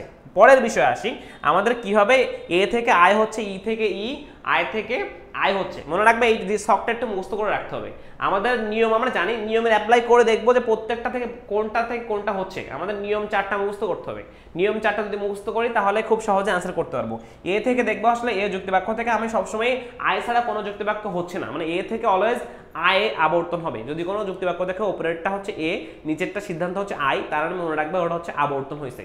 তারপরে যদি দেখি আমাদের ই যুক্তিবাক্য, মনে রাখবে ই যুক্তিবাক্য থেকে ই যুক্তিবাক্য ছাড়া অন্য কোনো যুক্তিবাক্য তুমি আবর্তন করতে পারবে না, ই থেকে অলওয়েজ ইতে যাবে। তারপর হচ্ছে আয় থেকে সবসময় আয় যুক্তিবাক্য যাবে, আর ও যুক্তিবাক্যে তো আবর্তন সম্ভব নয়। কেন সেটা তুমি এখন দেখালামই। এই শখটা মুখস্থ রাখবা এবং নিয়মটা মুখস্থ রাখবা, যে কোনো ব্যাখ্যা তুমি খুব সহজে দিতে পারবা। যদি তোমার পরীক্ষা চাই এ যুক্তিবাক্যের আবর্তন দেখাও, ই যুক্তিবাক্যের আবর্তন দেখাও, আয় যুক্তিবাক্যের আবর্তন দেখাও এবং হচ্ছে ও যুক্তিবাক্যের আবর্তন দেখাও, খুব সহজে যেন অ্যান্সার করতে পারি, ঠিক আছে? ডোন্ট ক্লিয়ার রাজিয়া স্যার, একটু শর্ট ভাবে, এর চেয়ে শর্ট ভাবে দেখাও ভাইয়া। ইব্রাহিম ক্লিয়ার, আবির ক্লিয়ার, স্যার একটু শর্ট ভাবে বলেন। মোস্তফা তুমি কিন্তু পুরান স্টুডেন্ট, তোমার নাম মনে আছে আমার। তারপর হচ্ছে বনবীর, হার্ড, জুবায়ের ক্লিয়ার, আচ্ছা ক্লিয়ার। চিত্র আরেকবার বলুন ভাইয়া। হ্যাঁ চিত্রটা আবার বলছে, দেখো ক্লিয়ার। আমাদের প্রীতি বলছে কিছু মানুষ হয় নয় হচ্ছে আশাবাদী। তো এখানে বলতেছি যে এই যে এটা হচ্ছে আমাদের কি এটা হচ্ছে ও যুক্তি বাক্য। তো এটা আমরা জানি ও যুক্তি বাক্যের আমাদের ব্যাপ্যতা নিয়মে ও পি হয়, মানে বিধেয় পদটা হচ্ছে ব্যাপ্য হয়, উদ্দেশ্য পদ হচ্ছে অব্যাপ্য। তো এই বিধেয় পদ যখন আমাদের আবর্তনে কি হয়, বিধেয় পদটা সিদ্ধান্তের উদ্দেশ্য হয়। তো এটা কিন্তু ব্যাপ্য ছিল, বাট যখন আবার ও যুক্তি বাক্য করবো আমি, তখন এটা কিন্তু কি হয়ে যাচ্ছে, এটা কিন্তু আমাদের ও যুক্তি বাক্য, এটা কিন্তু অব্যাপ্য, বাট এটা কিন্তু এখানে ছিল ব্যাপ্য। তো এই কারণে আসলে এটার কোনো একটা বৈধ আবর্তন হচ্ছে না, এটা একটা অবৈধ আবর্তন। ঠিক আছে, আশা করি এখন বুঝছো। ওকে, আমরা আর একটু নিচে যেতে পারি। আচ্ছা, ওকে, ক্লিয়ার হয়েছে তোমাদের, ভালো লাগছে, ক্লিয়ার হলেই ভালো লাগে। আমরা এখনও হচ্ছে আমাদের আরেকটু দেখি, আমরা 55 শেষ করবো। আমাদের এই চট্টগ্রামে এখন আজান দিচ্ছে, ঠিক আছে। ওকে, আমাদের নুসরাত বলছে ক্লিয়ার, সবারই ক্লিয়ার, ভালো লাগছে। সবার ক্লিয়ার হলেই ভালো লাগে, কেননা ক্লিয়ার না হলে সমস্যা। তো আমরা কিন্তু আবর্তন নিয়ে অনেক এমসিকিউ সিকিউ দেখবো, তোমরা জাস্ট মনে রাখো আবর্তনের নিয়মটা। আবর্তনের নিয়মে কি ছিল, দেন হচ্ছে আবর্তনে আমাদের হচ্ছে কোন যুক্তিবাক্য থেকে কোন যুক্তিবাক্যে আবর্তন হয়, এ থেকে আসলে, এবং কোনটা সরল হচ্ছে কোনটা অসরল। আমি কিন্তু সবটুকুই ভালোভাবে বলছি তোমাদের। এরপরও সমস্যা থাকলে আসলে আমি কি করব, কান্নাকাটি করা লাগবে আমার। তারপর হচ্ছে প্রতিবর্তন আমরা শুরু করব। তো প্রতিবর্তনটা একটু বলে রাখি, নেক্সট তোমরা হচ্ছে প্রতিবর্তনে নামাজের পরে আমরা প্রতিবর্তনের নিয়মটা শুরু করব। প্রতিবর্তনটা কি আমরা বলে রাখি, প্রতিবর্তন রাখা বিরুদ্ধ পদ। তো বিরুদ্ধ পদটাকে একটু দেখাই তোমাদের। তো বিরুদ্ধ পদের কথা বলতেছি আমরা, এই যে আমাদের বিরুদ্ধ পদ। বিরুদ্ধ পদ মানে হচ্ছে মানে সম্পূর্ণ বাক্যার্থকে অস্বীকার করা। তো বাক্যার্থ যা থাকবে না, এই বাক্যার্থকে অস্বীকার করা। যদি অস্বীকার করে, ঠিক আছে, এই যদি অস্বীকার করে এটাকে, তো অস্বীকার করা মানে আমাদের কি হবে, অস্বীকার করা মানে হচ্ছে আমাদের এই সম্পূর্ণ ব্যাখ্যার্থকে অস্বীকার করবে। মনে করো কোনো কিছু আছে সাদা, ঠিক আছে, তো সাদা জিনিসটা কি হবে আমাদের, এটার যেগুলো সাদা না তাদেরকে কি বলবো, অসাদা, ঠিক আছে। এখন যদি মানুষের ক্ষেত্রে বলি, মানুষের ক্ষেত্রে মনে করো কিছু মানুষ আছে কি, তারা আসলেই মানুষ, মানে দেখতে মানুষ, মানে অরিজিনালি সে মানুষ। আর কিছু মানুষ আছে আসলে তারা দেখতে মানুষ বাট মানুষ না, তার মানে তারা হচ্ছে অমানুষ। তাদেরকে বলি না আমরা, বাট অমানুষ বলতে আসলে অন্যান্য প্রাণীদেরকে বোঝাই। আমরা হচ্ছে ওদেরকে জন্তু হিসেবে তুলনা করি, তখন হচ্ছে অমানুষ বলি। তো মানুষের বাক্যার্থকে যখন অস্বীকার করছি, যারা মানুষ তাদেরকে মানুষ বলতেছি, আর যারা মানুষ না তাদেরকে অমানুষ বলছি। তাহলে হচ্ছে আমাদের মানুষটা হচ্ছে কি, মানুষটা হচ্ছে আমাদের কি একটা বাক্যার্থ, সম্পূর্ণ বাক্যার্থ, যারা মানুষ না তাদেরকে বলতেছে অমানুষ। এই সম্পূর্ণ বাক্যার্থকে যদি অস্বীকার করতেছে, এই কারণে এটা হচ্ছে আমাদের কি, এটা হচ্ছে মানুষের বিরুদ্ধ পদ, ঠিক আছে। তো এই বিরুদ্ধ পদটা যদি আমরা বুঝি, বিরুদ্ধ পদ যদি আমরা বুঝি, হ্যাঁ, তাহলে খুব সহজেই, আমি চট্টগ্রাম থেকে বলতে আমি বর্তমান চট্টগ্রাম ভার্সিটিতে পড়াশোনা করি বলেই চট্টগ্রামে থাকি এখন, বাট আমার বাসা হচ্ছে সাতক্ষীরা জেলায়, খুলনা বিভাগের একটা জেলা, ঠিক আছে। চিত্র, ওকে, হ্যাঁ, এই তো আমাদের অবন্তী সরকার খুব সহজে বুঝছে, আমাদের তারিক জামিলে বুঝছে, ঠিক আছে। ওকে, তাহলে আমরা বুঝলাম যে বিরুদ্ধ পদের বিষয়টা আসবে। এবার আমরা দেখবো আসলে প্রতিবর্তনটা আসলে কি, ঠিক আছে। এটা আমরা দেখে রাখি, দেন নামাজের পর শুরু করতে পারবো। যে অমাধ্যম অবরোহ অনুমানে আসল বাক্যের অর্থ অপরিবর্তিত, মানে তোমার যাই করো তুমি অর্থ চেঞ্জ করতে পারবে না, তোমাকে অর্থ একই রাখা লাগবে। তো অর্থ অপরিবর্তিত রেখে গুণের পরিবর্তন করে বিধেয়ের বিরুদ্ধ পদকে গুণের পরিবর্তন করতে হবে, ঠিক আছে। আমরা কিন্তু আবর্তনে গুণের পরিবর্তন করছিলাম না, বাট এখানে কিন্তু গুণের পরিবর্তন করা হবে। গুণের পরিবর্তন করে এবং বিধেয়ের বিরুদ্ধ পদকে, বিধেয়ের যে বিরুদ্ধ পদ থাকবে, বিধেয়ের বিরুদ্ধ পদকেই আবার তোমাকে বিধেয় বানাতে হবে। মানে যেটা তোমার বিধেয় থাকবে না, আসল বাক্যে যে বিধেয় থাকবে না এখানে, তো এই বিধেয়কেই তোমার কি করতে হবে, একে বিরুদ্ধ পদ করতে হবে। এখানে যদি সাদা থাকে তোমাকে কি করতে হবে, আবার সিদ্ধান্তের বিধেয় হিসেবে এটাকে অসাদায় নিয়ে আসতে হবে, তাহলে তোমার হবে, ঠিক আছে। তাহলে আমাদের প্রতিবর্তনের সহজে মনে রাখার নিয়ম হচ্ছে আমাদের যে আসল বাক্যের যে বিধেয় থাকবে তাকে বিরুদ্ধ পদ করেই সিদ্ধান্তের বিধেয় হিসেবে ব্যবহার করতে হবে। আমি আরেকবার বলতেছি, আসল বাক্যের যে বিধেয় পদ থাকবে তাকে বিরুদ্ধ পদ করে সিদ্ধান্ত বাক্যের বিধেয় হিসেবে ব্যবহার করতে হবে। যদি এটা করি আমরা, তার মানে সেটা হবে আমাদের হচ্ছে কি, সেটা হবে আমাদের হচ্ছে প্রতিবর্তন, ঠিক আছে। তো প্রতিবর্তন নিয়ে আমরা নামাজের বিরতির শেষে আলোচনা করব, এখন আর করব না। আমি একটু লিখে দিচ্ছি এখানে যে কতটুকু সময় নামাজের বিরতি থাকবে তোমাদের।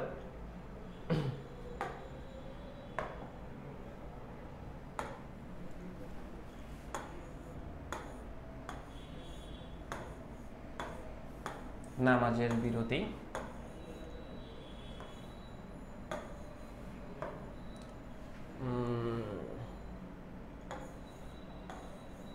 বিরতি থাকবে কি বিশ্রী লিখছি দেখছো না আমাদের বিরতি থাকবে কয়টা বলতো তোমাদের 6:55 থেকে 7:05 তাহলে 7:05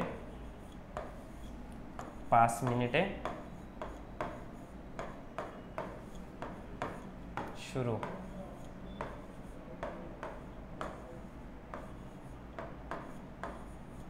ঠিক আছে দেখা যাচ্ছে আই গেস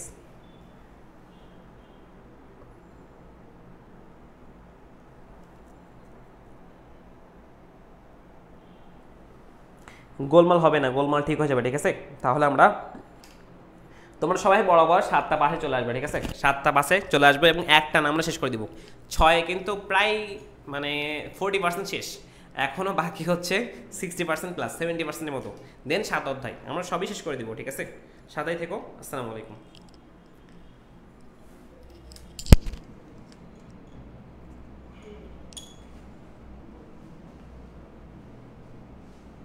আচ্ছা তোমরা বলছো না আমার এটা হচ্ছে আসলে এটাও হয় ঠিক আছে সব হয় এটাও হয় এটা হয় আল্লাহ কি বলতাম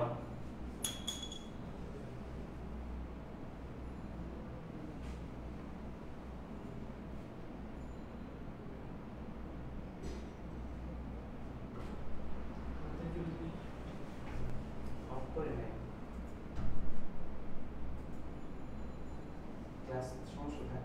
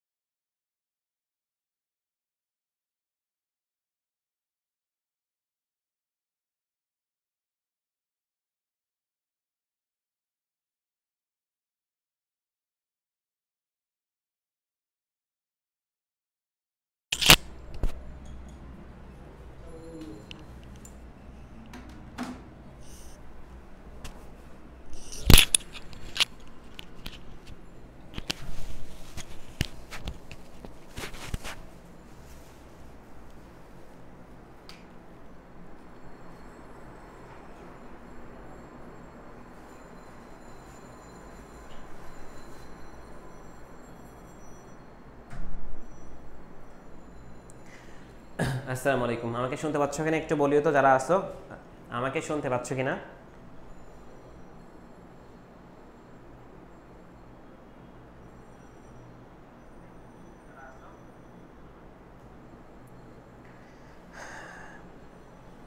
চট্টগ্রাম বোর্ডের প্রশ্ন তৈরি করে তাদের আচ্ছা, হ্যাঁ আমাদের সাথে ফাতেমা জয়েন করে ফেলছে, জীবন জয়েন করে ফেলছে। ওকে, ওয়ালাইকুম আসসালাম। ওকে, ঠিক আছে, থ্যাংক ইউ। দেখো আমরা সবাই একটু জয়েন করে ফেলি, যারা চলে গেছিলাম। শুনতে পাচ্ছি ভাই কেশব সূত্রধর, আমিও তোমাকে দেখতে পাচ্ছি আর তোমার কমেন্টটা। ওকে, দেখো আমরা আবর্তন শেষ করে ফেলছি, আমরা একটু কথা বলে ফেলি, সবাই তারা জয়েন করুক, আমরা আরও 2 মিনিট নিয়ে ফেলি। দেখো আমরা কিন্তু তোমাদেরকে যে বলতেছি বারবার, যুক্তিবিদ্যা A+ পাওয়া খুবই সহজ। অনেকে বলতেছে যে কঠিন সাবজেক্ট, অ্যারিস্টটল সব জায়গায় কঠিন জিনিসগুলোই মানে লিখে গেছে। ভাই না, যুক্তিবিদ্যা সহজ, তোমার কঠিন কে বলছে ভাই? সবচেয়ে সহজ অধ্যায়। তুমি 3 অধ্যায় যে টপিকগুলো কালকে পড়াইছি, তোমার ওর বাইরে কোশ্চেন আসলে তুমি আমাকে এসে বলো ভাইয়া কেন আসছে, আপনি এই করবেন, আমাকে আপনার সব দেখে নিব, ঠিক আছে দেখে নিও। তারপরে হচ্ছে তোমার 4 অধ্যায় যা পড়াইছি ওর বাইরে কোশ্চেন আসলে আমাকে বইলো। তারপরে 5 অধ্যায় যা পড়াইছি, এখান থেকে তুমি 5 থেকে 6টা সিকিউ পাচ্ছ, সবগুলো লিখে আসো না ভাই। এখান থেকে যা এমসিকিউ আসবে, তুমি যদি ভালোভাবে বুঝে দেবো ক্লাসটা টপিকগুলো, তোমার ওর বাইরে এমসিকিউ আসবেই না। তুমি ওগুলো করে আসো, তোমার তো এখানে 15টার মধ্যে এমসিকিউ হয়ে যাবে গত ক্লাসটা। আর আজকের ক্লাসের কথা বলি, আজকে ফার্স্ট অধ্যায়ে বললাম সিকিউ লিখবা না মানে লিখবাই না, এমসিকিউ যা আসবে সব তো দাগাতেই হবে। এখানে তোমার তো ভার্সিটি এক্সাম বা বিসিএস পরীক্ষা না যে তুমি না দাগালে হচ্ছে, দাগালে ভুল হলে মার্ক কাটবে তা না ভাই, তোমাকে দাগিয়ে আসতে হবে। এবং এই অধ্যায় থেকে তুমি কি করবা, এই অধ্যায় থেকে তুমি হচ্ছে কোনো সিকিউ অ্যান্সার করবো না ফার্স্ট অধ্যায়। এবং 6 অধ্যায় যেটা কথা বলতেছিলাম, 6 অধ্যায় তো আমি পড়াচ্ছি এখনো। 6 অধ্যায়ে তুমি হচ্ছে যে 4টা টপিকের কথা বললাম, আবর্তন আমি শেষ করে ফেলছি। আবর্তন আশা করি যারা ক্লাসে ছিলা তারা বুঝতে পারছো। এবং হচ্ছে প্রতিবর্তন, প্রতিবর্তন এখন করতেছি, প্রতিবর্তন করাবো। দেন প্রতিআবর্তন, এই 3টা জিনিস, এই 3টা হচ্ছে অমাধ্যম অনুমান। আর মাধ্যম অনুমানের একটাই জিনিস, সেটা হচ্ছে সহানুমান। তো এই 4টা টপিক যদি আমি 6 অধ্যায়ের জানি, তো আমার তো সমস্যা থাকতেছে না। আমি হচ্ছে 4টা টপিক যদি জানতে পারি, 6 অধ্যায়ে আমার কোনো সমস্যা থাকবে? এই 4টা টপিক আমি তোমাদেরকে মাথায় ঢুকিয়ে দেবো, এখন তো সমস্যা কোনোটাই থাকবে না। দেন হচ্ছে তোমাদের সপ্তম অধ্যায়ে মাত্র 2টা জিনিস ফার্স্ট অফ অল জানতে হবে। সেই 2টা জিনিস কি? সেই 2টা জিনিস হচ্ছে আমাদের আকারগত ভিত্তি আর বস্তুগত ভিত্তি, ঠিক আছে? আকারগত ভিত্তি আর হচ্ছে বস্তুগত ভিত্তি। তো আকারগত ভিত্তির 2টা নীতি আছে, বস্তুগত ভিত্তিরও 2টা নীতি আছে। তো আকারগত ভিত্তির 2টা নীতি কি ছিল? আমাদের হচ্ছে কার্যকারণ নিয়ম আর প্রকৃতির নিয়মানুবর্তিতার নীতি। আর হচ্ছে বস্তুগত ভিত্তির হচ্ছে পরীক্ষণ আর নিরীক্ষণ। তো এই নিয়ে একটু ডিটেলসে আলোচনা করলে আমাদের শেষ। তো তোমাকে যা পড়াচ্ছি এর মধ্যে থেকেই তুমি পাচ্ছ পরীক্ষা হচ্ছে কমপক্ষে 10টা সিকিউ। তো 10টা সিকিউ এর মধ্যে ভালো যে 6টা পারবা, মানে 10 মার্ক করে আসবে, সেখান থেকে তো ভুল হওয়ার কথা না। সুতরাং 10টা সিকিউ একটু ভালো করে দেখে আসবা, এনাফ ইজ এনাফ। তারপরে মানে ভালো করে লিখে আসবা, 10টার মধ্যে 6টা, সুন্দর করে 6টা না 7টা, সরি 7টা, তাহলে 70 মার্ক এসে যাচ্ছে না এখান থেকে। 70 মার্ক তুমি পাও না, তুমি 60 পাও, এনাফ। তারপরে তুমি হচ্ছে অনেকে ভালো, যারা ভালো লিখবে, হাতের লেখা ভালো, তারা কিন্তু অনেক ভালো করবে। তারপরে যেটা বলতেছিলাম, তারপরে হচ্ছে আমাদের যে এমসিকিউ তুমি যদি ভালোভাবে মানে বুঝো সব কিছুই, আমি যা পড়াচ্ছি এর মধ্যে আসবে, টপিকের বাইরে আসবে না। বলবে এই যুক্তিবাক্যের আবর্তন কোন যুক্তিবাক্যে যায়, এই যুক্তিবাক্যের প্রতিবর্তন করলে কোন যুক্তিবাক্যে যায়। তো খুব সহজ জিনিস না, এগুলো কেন পারবো না আমরা? মাথা থাকলেই পারবো, ভুল হবে না। তাহলে এটা গেল। দেন আমাদের এমসিকিউ তো ভুল হচ্ছে না। তো এমসিকিউ তুমি খুব সহজে, যে একটু যার মাথা ঠিক আছে, পাগল না, মানে পাবনায় যাওয়ার মতো রুগী না, যে সে হচ্ছে এমসিকিউ দাগালে কমপক্ষে 25টা পারবে, 25 না পারলেও 23-24 পাবে, ঠিক আছে? তো A+ মিস যাচ্ছে ভাই, কোনোভাবেই যাচ্ছে না। যদি তুমি এরপরেও তোমাকে নিজেকে প্রমাণিত করো, এত কষ্ট করার পরেও আমরা করতেছি, তুমি ক্লাসটা করতেছো, আমার কষ্ট হচ্ছে, এত কষ্ট করার পরে যদি তুমি নিজেকে পাগল প্রমাণিত করো, তাহলে তুমি আসলে সেটাই, ঠিক আছে? কি রে ভাই, কেউ তো জয়েনই করতেছে না। ও ঠিক আছে, আমরা শেষ করি, আমরা যারা আছি আমরা তারাই নিয়েই শুরু করে শেষ করি, তারা জয়েন করবে পরে আশা করি। দেখো আমরা আবর্তন তোমাদের বোঝালাম, এবার প্রতিবর্তন কিন্তু বুঝাইছি। প্রতিবর্তনটা কি হবে? আমি নামাজের বিরতির আগে বলছিলাম যে অমাধ্যম অবরোহ অনুমানে আশ্রবাক্যের অর্থ, আশ্রবাক্যের যে অর্থ থাকবে সেটা কিন্তু পরিবর্তন, মানে অপরিবর্তিত রেখেই গুণের পরিবর্তন করে, অপরিবর্তিত মানে আশ্রবাক্যের অর্থ চেঞ্জ হবে না, গুণের পরিবর্তন করতে হবে। গুণের পরিবর্তন করা মানে জানো কি? সেটা হচ্ছে আশ্রবাক্য সদর্থক, তো সিদ্ধান্ত হবে নর্থক। আশ্রবাক্য নর্থক, সিদ্ধান্ত হবে সদর্থক। মানে আমাদের মনে রাখতে হবে কি? সেটা হচ্ছে প্রতিবর্তনের ক্ষেত্রে আমাদের গুণের পরিবর্তন হবে। গুণের পরিবর্তন মানে হ্যাঁ বাচক থাকলে আশ্রয় বাক্য সিদ্ধান্ত হবে না বাচক, আশ্রয় বাক্য না বাচক হলে সিদ্ধান্ত হবে হ্যাঁ বাচক, ঠিক আছে? এই জিনিসটা। তাহলে দেখলাম যে অর্থ অপরিবর্তিত রেখে গুণের পরিবর্তন করে বিধেয়ের বিরুদ্ধ পদকেই বিধেয় হিসেবে যখন আমরা ব্যবহার করব তখন সেটা হবে আমাদের প্রতিবর্তন। ঠিক আছে, প্রতিবর্তন আশা করি বুঝতে পারছো কি? ওকে, তাহলে এরপরে দেখবো হচ্ছে আমরা যে প্রতিবর্তন আসলে তার নিয়মটা, প্রতিবর্তনের নিয়ম যদি আমরা বুঝি তাহলে আমাদের প্রতিবর্তন করা খুবই সহজ হয়ে যাবে। প্রতিবর্তনের নিয়মটা একটু ভালো করে দেখে নিই। আমরা কিন্তু আবর্তন দুই প্রকার দেখছিলাম, বাট প্রতিবর্তনে কিন্তু কোনো ভাগ নেই, এটা একটু মাথায় রাখবা। আচ্ছা, মোহাম্মদ আলী রেজা, তুমি কি ফার্স্ট ইয়ার স্টুডেন্ট ভাইয়া? আবর্তন হচ্ছে আশ্রয় বাক্য কাকে বলে? আশ্রয় বাক্য হচ্ছে আমাদের যে সকল বাক্যের সাহায্যে আমরা একটি ফলাফল বাক্য বা একটি সিদ্ধান্ত পাই, যে সকল বাক্যের সাহায্যে আমাদেরকে ফলাফল বা সিদ্ধান্ত আমাদের আসে সেসব বাক্য হচ্ছে আশ্রয় বাক্য। সিদ্ধান্তের আগে যা থাকে সবগুলো হচ্ছে আশ্রয় বাক্য। আচ্ছা, তাহলে প্রতিবর্তনের নিয়মটা কি দেখবো আমরা? 1 নাম্বার দেখবো, 2 নাম্বার দেখবো, 3 নাম্বার এবং 4 নাম্বার। তাহলে মনে রাখলাম হচ্ছে এখানেও 4টা নিয়ম, আবর্তনে ছিল হচ্ছে 4টা নিয়ম। ঠিক আছে, তো প্রতিবর্তনের এক্ষেত্রে এই 1 নাম্বার নিয়ম দেখবো, আশ্রয় বাক্যের উদ্দেশ্য পদ সিদ্ধান্তেও উদ্দেশ্য হিসেবে ব্যবহৃত হবে। বাট আবর্তনের ক্ষেত্রে কি ছিল? আশ্রয় বাক্যের যেটা উদ্দেশ্য পদ ছিল সিদ্ধান্তে গিয়ে সেটা বিধেয় হচ্ছিল। বাট আমাদের এইখানে দেখছি প্রতিবর্তনের ক্ষেত্রে আশ্রয় বাক্যের যেটা উদ্দেশ্য পদ ছিল সিদ্ধান্তে গিয়ে সেটা কি হচ্ছে? উদ্দেশ্যই থেকে যাচ্ছে। কিন্তু আশ্রয় বাক্যের উদ্দেশ্য সিদ্ধান্তের উদ্দেশ্য। আশ্রয় বাক্যে যেটা বিধেয় থাকবে তার বিরুদ্ধ পদটাই 2 নাম্বার বলতেছি আমি। আশ্রয় বাক্যে যেটা হচ্ছে বিধেয় থাকবে তার বিরুদ্ধ পদটাই সিদ্ধান্তের বিধেয় রূপেই ব্যবহৃত হবে। তার মানে দেখো প্রতিবর্তনের ক্ষেত্রে এই মনে করো আশ্রয় বাক্য এটা হচ্ছে সিদ্ধান্ত বাক্য, তাই এটা হচ্ছে উদ্দেশ্য, এটা হচ্ছে বিধেয়, এটা হচ্ছে উদ্দেশ্য, এটা হচ্ছে বিধেয়। তাহলে আশ্রয় বাক্যের যেটা উদ্দেশ্য থাকবে সিদ্ধান্তেও সেইটাই আসবে, মানে এখানে যা থাকবে এখানে তাই আসবে। আশ্রয় বাক্য উদ্দেশ্য পদ সিদ্ধান্ত উদ্দেশ্য পদ সেম থাকবে, এবং আশ্রয় বাক্যের যে বিধেয় পদ থাকবে তার কি করতে হবে? বিরুদ্ধ করতে হবে।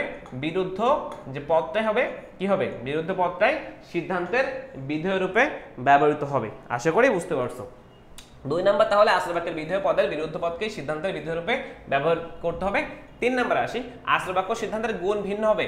গুণ ভিন্ন হওয়া মানে আশ্রয় বাক্য যদি সদর্থক বা হ্যাঁ বাচক হয় সিদ্ধান্ত হবে নর্থক, আশ্রয় বাক্য যদি নর্থক হয় সিদ্ধান্ত হবে সদর্থক। ঠিক আছে, 3 নাম্বার দেখলাম। 4 নাম্বার হচ্ছে আশ্রয় বাক্য সিদ্ধান্তের পরিমাণ অভিন্ন হবে, মানে আশ্রয় বাক্যর পরিমাণ যা থাকবে সিদ্ধান্তের পরিমাণও তাই হবে। আশ্রয় বাক্য যদি মনে করো কি থাকে? আশ্রয় বাক্য সার্বিক থাকলে সিদ্ধান্ত সার্বিক হবে, আশ্রয় বাক্য বিশেষ হলে সিদ্ধান্তও বিশেষ হবে। মানে হচ্ছে এই নিয়মটা আমাদের মনে রাখতে হবে যে আশ্রয় বাক্যর যা থাকবে সিদ্ধান্ত কিন্তু আমাদের তাই আসবে। ঠিক আছে, আশ্রয় বাক্য যদি আমাদের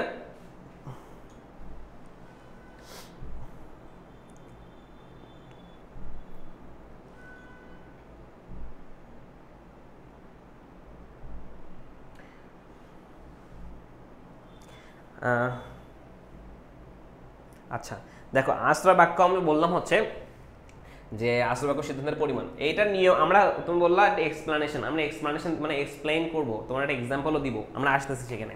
তাহলে 4টা নিয়ম বুঝছে কিনা? আগে নিয়ম তো মনে রাখতে হবে। নিয়ম এ তো গ্রামারের মনে করো, গ্রামার পড়লেও এর এত কম নিয়ম থাকে না, মাত্র 4টা নিয়ম, কয়েকটা নিয়ম যুক্তিবিদ্যায়, তো এই নিয়ম ভুল গেলে হবে।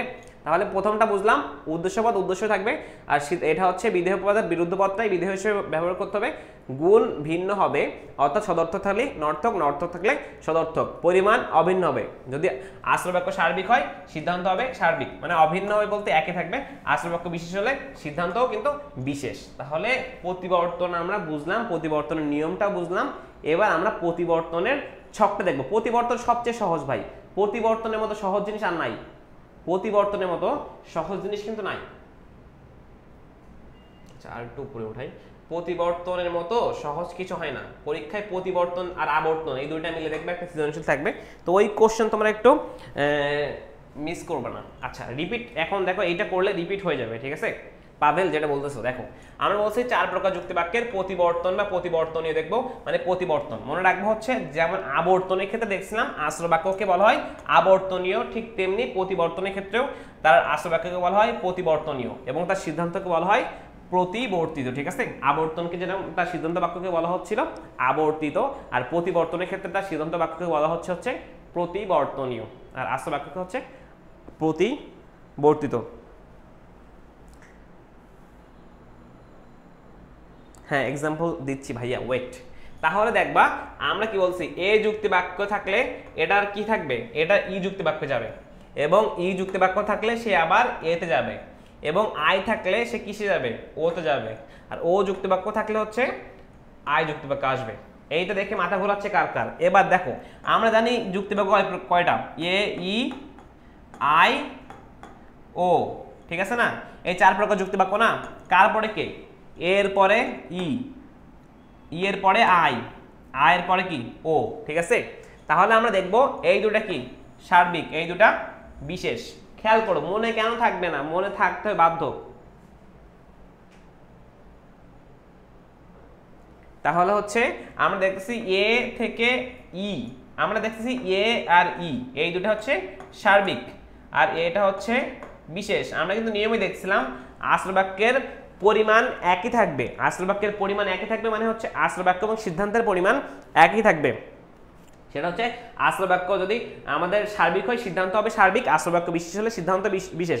বাট গুণ ভিন্ন হবে, গুণ ভিন্ন হবে বলতে আসল বাক্য সদর্থক থাকলে সিদ্ধান্ত হবে নর্থক, আসল বাক্য নর্থক থাকলে সিদ্ধান্ত হবে সদর্থক। দেখো এইটা এবার তোমাদের নিয়ম পড়াচ্ছিলাম, বলছিল ভাই নিয়ম মাথা ঢুকতেছে না, ছকটা খেয়াল করো। ওই নিয়মেরই এখানে আসল বাক্য সদর্থক আছে এবং সার্বিক সদর্থক, সিদ্ধান্ত হবে সার্বিক নর্থক। সার্বিক সদর্থক এ, সার্বিক নর্থক ই। এই যে এটা হচ্ছে সার্বিক নর্থক, তাহলে সিদ্ধান্ত হবে সার্বিক সদর্থক। এটা আছে আই বিশেষ সদর্থক, এটা হবে বিশেষ নর্থক। এটা আছে কি বিশেষ নর্থক, এটা হবে বিশেষ সদর্থক। মানে যেটা আছে তার পরেরটা হবে, পরেরটা থাকলে তার আগেরটা হবে, এটা থাকলে তার পরেরটা, পরেরটা থাকলে তার আগেরটা। সহজ, মানে পানি, টোটালি পানি। বুঝছো? বুঝছো কি? হ্যাঁ। এখন অবন্তী বলছে ক্লিয়ার, ফাতেমা ওকে, ইব্রাহিম ক্লিয়ার।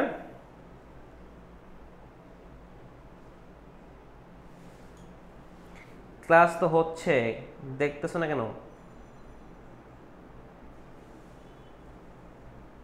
আচ্ছা, আমারও এরকম হচ্ছিল নাকি? ওকে, হ্যাঁ ওকে ঠিক আছে, বুঝতে পারছো, ভেরি গুড। তাহলে আমরা আবর্তন প্রতিবর্তন ক্লিয়ার, আবর্তন প্রতিবর্তন ক্লিয়ার কিনা ভাইরা? ক্লিয়ার। তাহলে এবার যাব হচ্ছে প্রতি আবর্তন। আমি একটু বলে রাখি, দেখো প্রতি আবর্তনটা এমন জিনিস, সেটা হচ্ছে আমাদের প্রতি আবর্তনের ক্ষেত্রে এখানে মানে আবর্তনও হবে প্রতিবর্তন হবে। দেখো এখানে হচ্ছে আমাদের দেখছি প্রতি আবর্তন মানে হচ্ছে এখানে প্রতিবর্তন হবে আবর্তন হবে, ঠিক আছে? মানে প্রতি আবর্তন যে জিনিসটা, সেটাতে দুইটা জিনিস ইনক্লুড থাকে, সেটা হচ্ছে আবর্তন এবং হচ্ছে প্রতিবর্তন, ঠিক আছে? দুইটা জিনিসই কিন্তু মনে রাখতে হবে। ওকে, তো আমরা দেখবো এখানে আসলে প্রতি আবর্তনটা কি। এই প্রতি আবর্তনের আরেকটা নাম আছে আবর্তিত প্রতিবর্তন, ঠিক আছে? প্রতি আবর্তনের আরেকটা নাম কি? আবর্তিত প্রতিবর্তন। আবর্তিত, আর একবার দেখো, আচ্ছা যা পড়েছে একটু জাস্ট বইটা খুলে যদি ক্লাসটা করতে আরো বেশি বুঝতাম। এখন বলতেছে মনে হচ্ছে তোমরা ফার্স্ট টাইম ক্লাস নিচ্ছি, ফার্স্ট টাইম পড়তেছো। তোমাদের তো পড়া জিনিস ভাইয়া, 2 বছর ধরে পড়তেছো, এখন শুধু জাস্ট পরীক্ষা দিচ্ছ, তো এখন তো সমস্যা থাকার কথা না। ওকে, দেখো তাহলে এবার দেখবো আমাদের প্রতি আবর্তনটা কি। যে অমাধ্যম অবরোহ অনুমানে আশ্রয় বাক্যের বিধেয়ের বিরুদ্ধ পদকে সিদ্ধান্তের বিধেয় হিসেবে ব্যবহার করে, বিধেয়ের গুণের দিক থেকে ভিন্ন একটি সিদ্ধান্ত প্রতিষ্ঠা করে, তাকে প্রতি আবর্তন বা আবর্তিত প্রতিবর্তন বলে। এখান থেকে এতটুকু কিন্তু একই, মানে আমাদের কি ছিল, একই হচ্ছে প্রতিবর্তনের নিয়ম। তারপরে কিন্তু আমাদের এটা হচ্ছে আমাদের আবর্তন, মানে দুইটা মিলে হয়েছে, তার মানে এটা হচ্ছে আবর্তন এবং পরিবর্তনের একটা যৌথ রূপ, ঠিক আছে? এটা হচ্ছে প্রতি আবর্তন যেটা, বা আবর্তিত প্রতিবর্তন যেটাকে বলতেছি, এটা হচ্ছে আমাদের কি আবর্তন এবং প্রতিবর্তনের যৌথ রূপ। এবার আমরা এটার নিয়ম আসি, এটা নিয়ম আসি। আচ্ছা তোমরা যারা আগে বলতেছো এইটাও করো, দেখবা তাহলে মিশ্রণ হয়ে যাবে, আবার যাবো দরকার হলে ওখানে। বাট এটা একটু দেখো, আমাদের প্রতি আবর্তনের দুইটা জিনিস, এখানে দুইটা জিনিস খেয়াল করবে, সে দুইভাবে হবে। একটা হচ্ছে আংশিক প্রতিবর্তন, একটা হচ্ছে পূর্ণ প্রতিবর্তন। আংশিক এবং পূর্ণ, এই দুই জিনিস, আংশিক এবং পূর্ণ। তা আংশিকের ক্ষেত্রে কি হবে, যে প্রতিবর্তনের ক্ষেত্রে সিদ্ধান্তের বিধেয় পদ হিসেবে আশ্রয় বাক্যের উদ্দেশ্য পদকে অবিকৃতভাবে ব্যবহার করা হবে, মানে সিদ্ধান্তের যে বিধেয় থাকবে সেটা আশ্রয় বাক্যের উদ্দেশ্য পদকেই ব্যবহার করা হবে, তখন সেটা হবে কি, তখন সেটা হবে আংশিক প্রতিবর্তন। আর পূর্ণ প্রতিবর্তন কি হবে, যে প্রতিবর্তনের ক্ষেত্রে সিদ্ধান্তের বিধেয় পদ হিসেবে আশ্রয় বাক্যের উদ্দেশ্য পদের বিরুদ্ধ পদকে ব্যবহার করা হবে, তখন সেটা হবে আমাদের পূর্ণ প্রত্যাবর্তন। এবার আংশিক পূর্ণ প্রত্যাবর্তনের জাস্ট নিয়মগুলো দেখব, চারটা, এখানেও চারটা নিয়ম। তাহলে আমাদের মনে রাখতে হবে যে মনে রাখতে হবে কি, মনে রাখতে হবে আমাদের এই যে চারটা যুক্তিবাক্য, যে আবর্তন দেখতেছি, প্রতিবর্তন এবং এই যে আবর্তন, প্রতিবর্তন এবং প্রত্যাবর্তন, এই প্রত্যেকটা নিয়ম কিন্তু চারটা করে। যদি এমসিকিউ আসে, আবর্তনের নিয়ম ছিল কয়টা? চারটা। প্রতিবর্তনের নিয়ম ছিল কয়টা? চারটা। প্রত্যাবর্তন নিয়ম ছিল কয়টা? চারটা। প্রত্যেকটারই কিন্তু নিয়ম চারটা করে আছে। এই চারটা জিনিস ভালোভাবে খেয়াল করতে হবে, ঠিক আছে? প্রত্যেকটা চারটা করে নিয়ম আছে। হ্যাঁ, আমি কোন অধ্যায় থেকে কয়টা সৃজনশীল আসে একটু আগেও বলছিলাম, ক্লাস শুরুতে বলছি, ক্লাসের শেষেও বলবো, ঠিক আছে? ক্লাসের শেষেও বলবো কিন্তু আমরা এটা, সুতরাং চিন্তা করতে হবে না তোমাদের যে কোনটা থেকে কয়টা আসবে। ওকে, দেখো তাহলে এবার আমরা নিয়মটা দেখব। আমি কিন্তু বলছি যে প্রতি আবর্তনে কিন্তু দুই ভাগ হবে, একটা হচ্ছে আংশিকটা হবে, আংশিক একবার, দেন হচ্ছে এখানে কিন্তু আরেকটা জিনিস আসবে, সেটা হচ্ছে কি, সেটা হচ্ছে পূর্ণ। এই দুই সিস্টেমে এটার কি হবে, দুই সিস্টেমে এটার আমাদের প্রতি আবর্তন হবে। তো প্রথমটা আমরা দেখি নিয়মটা, আশ্রয় বাক্যের যে উদ্দেশ্য পদ থাকবে, এই উদ্দেশ্য পদের বিরুদ্ধ পদ তোমার সিদ্ধান্তের বিধেয় রূপে ব্যবহার করতে হবে। এই নিয়মগুলো কিন্তু মনে রাখতে হবে যে আশ্রয় বাক্যের উদ্দেশ্য পদ বা উদ্দেশ্য পদের বিরুদ্ধ পদ সিদ্ধান্তের বিধেয় রূপে কিন্তু ব্যবহার করতে হবে। 2 নাম্বার, এটা আবার আংশিক প্রতিবর্তনের ক্ষেত্রে কেবল উদ্দেশ্য পদ, আর পূর্ণ প্রতিবর্তনের ক্ষেত্রে উদ্দেশ্য পদের কিন্তু বিরুদ্ধ পদ। এই জিনিসটা মনে রাখতে হবে, মানে আংশিক একটা নিয়মে হবে।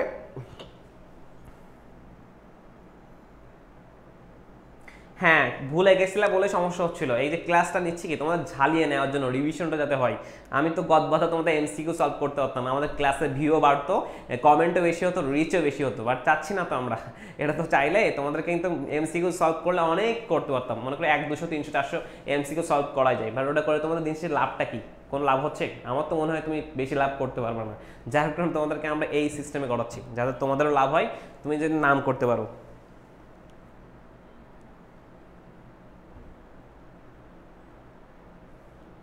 ওকে, প্রতিবর্তনের সিলেবাস আছে তো? প্রত্যাবর্তন সিলেবাসে নাই, কে বলছে? সিলেবাস আছে ভাইয়া, প্রত্যাবর্তন সিলেবাস আছে। আচ্ছা, তাহলে এই নিয়মটা দেখলাম না, নিয়ম এবার দেখি 2 নাম্বার। এটা কি বলছে, বিরুদ্ধ পদ সিদ্ধান্তের বিধেয় হবে, এটা 2 নাম্বারে, 1 নাম্বারে ছিল আশ্রয় বাক্যের বিধেয় পদের বিরুদ্ধ পদ সিদ্ধান্তের উদ্দেশ্য রূপে ব্যবহৃত হবে, সেটা আংশিকের ক্ষেত্রে হোক, সেটা পূর্ণের ক্ষেত্রে, দুইটাই ক্ষেত্রেই আশ্রয় বাক্য বিধেয়ের গুণ কিন্তু ভিন্ন অথবা অভিন্ন। মানে আংশিকের ক্ষেত্রে আমাদের কি হবে, আংশিকের ক্ষেত্রে গুণ ভিন্ন হবে, আর পূর্ণের ক্ষেত্রে গুণ কিন্তু অভিন্ন হবে। এই জিনিসটা খেয়াল রাখতে হবে। 4 নম্বর হচ্ছে যে পদ আশ্রয় বাক্যে অব্যাপ্য হবে তার সিদ্ধান্তে ব্যাপ্য হতে পারবে না। এটা কিন্তু আমাদের কি, যে আবর্তনের 4 নম্বর সূত্র ছিল। সুতরাং দেখো প্রত্যেকটার কম্বিনেশন কিন্তু এখানে আছে, যে আবর্তন আর যে প্রতিবর্তন বুঝছে সে আসলে এই টপিকটা কিন্তু বুঝবে, ঠিক আছে? আমি ছকে আসি, তোমাদের ক্লিয়ার হয়ে যাবে। আমি ছকটা যদি তোমার মাথায় দিতে পারি, তোমাদের খুব সহজে ক্লিয়ার হয়ে যাবে বিষয়টা। দেখো এই ছকটা খেয়াল করো, ছকটা খেয়াল করে আমি এটা মানে বেশি করাবো না, তোমাদের মাথায় সমস্যা হচ্ছে বুঝতে পারতেছি, অনেকে চাচ্ছ না এই টপিকটা লিখতে পরীক্ষায়, যার কারণে তোমরা স্কিপ করতে যাচ্ছ, যে অধ্যায়ে লিখবা না এরকম টাইপের। লিখবা, কেন লিখবা না? ওকে, আমি ক্লাসটা হারিয়ে ফেলছিলাম, পেয়ে গেছি। দেখো বইয়ের সাথে কেন মিল পাবা না, বইয়ের সাথে অবশ্যই মিল আছে। খেয়াল করো, আমরা বলছিলাম যে প্রতি আবর্তনের ক্ষেত্রে প্রতি আবর্তনীয় এবং প্রতি আবর্তিত সিদ্ধান্ত, দেখছো এটা আংশিক, এটা হচ্ছে পূর্ণ। এইটা ছকটা মনে রাখলে হয়ে যাবে। আমরা এই যে 4 প্রকার যুক্তিবাক্য এ, ই, আই এবং ও চলে আসলো, এবং এটার আংশিক খেয়াল করবা, এর আংশিক হবে ই, এর আংশিক হবে আই, আর হচ্ছে আয়ের সম্ভব হবে না, আয়ের আংশিকও হবে না, তারপর হচ্ছে পূর্ণ হবে না। মনে রাখবা আয়ের ক্ষেত্রে সেই নিয়মের জন্য আয়ের কি হবে না, প্রতি আবর্তন হবে না, আয়ের কিন্তু প্রতি আবর্তন হবে না। আমরা কিন্তু দেখছিলাম আবর্তন হচ্ছিল না ও যুক্তি বাক্যের, শর্ত না মানার কারণে। আর ও যুক্তি বাক্য কি হবে, ও যুক্তি বাক্য হচ্ছে আয় যুক্তি বাক্যের আংশিক হবে। একটা জিনিস তোমরা খেয়াল করো, দেখো পূর্ণ প্রতি আবর্তনের ক্ষেত্রে, এই যে পূর্ণ প্রতি আবর্তনের ক্ষেত্রে, পূর্ণ প্রতি আবর্তনের ক্ষেত্রে কি হচ্ছে দেখছো, পূর্ণ প্রতি আবর্তনের ক্ষেত্রে পূর্ণ প্রত্যাবর্তন যখন হচ্ছে না তখন কিন্তু আমাদের কি হচ্ছে, যে যুক্তিবাক্য থাকতেছে সেই যুক্তিবাক্যের সিদ্ধান্ত আসতেছে, যে যুক্তিবাক্য থাকতেছে সেই যুক্তিবাক্যের সিদ্ধান্ত আসতেছে, যে যুক্তিবাক্য থাকতেছে সেই যুক্তিবাক্যেই সিদ্ধান্ত আসতেছে।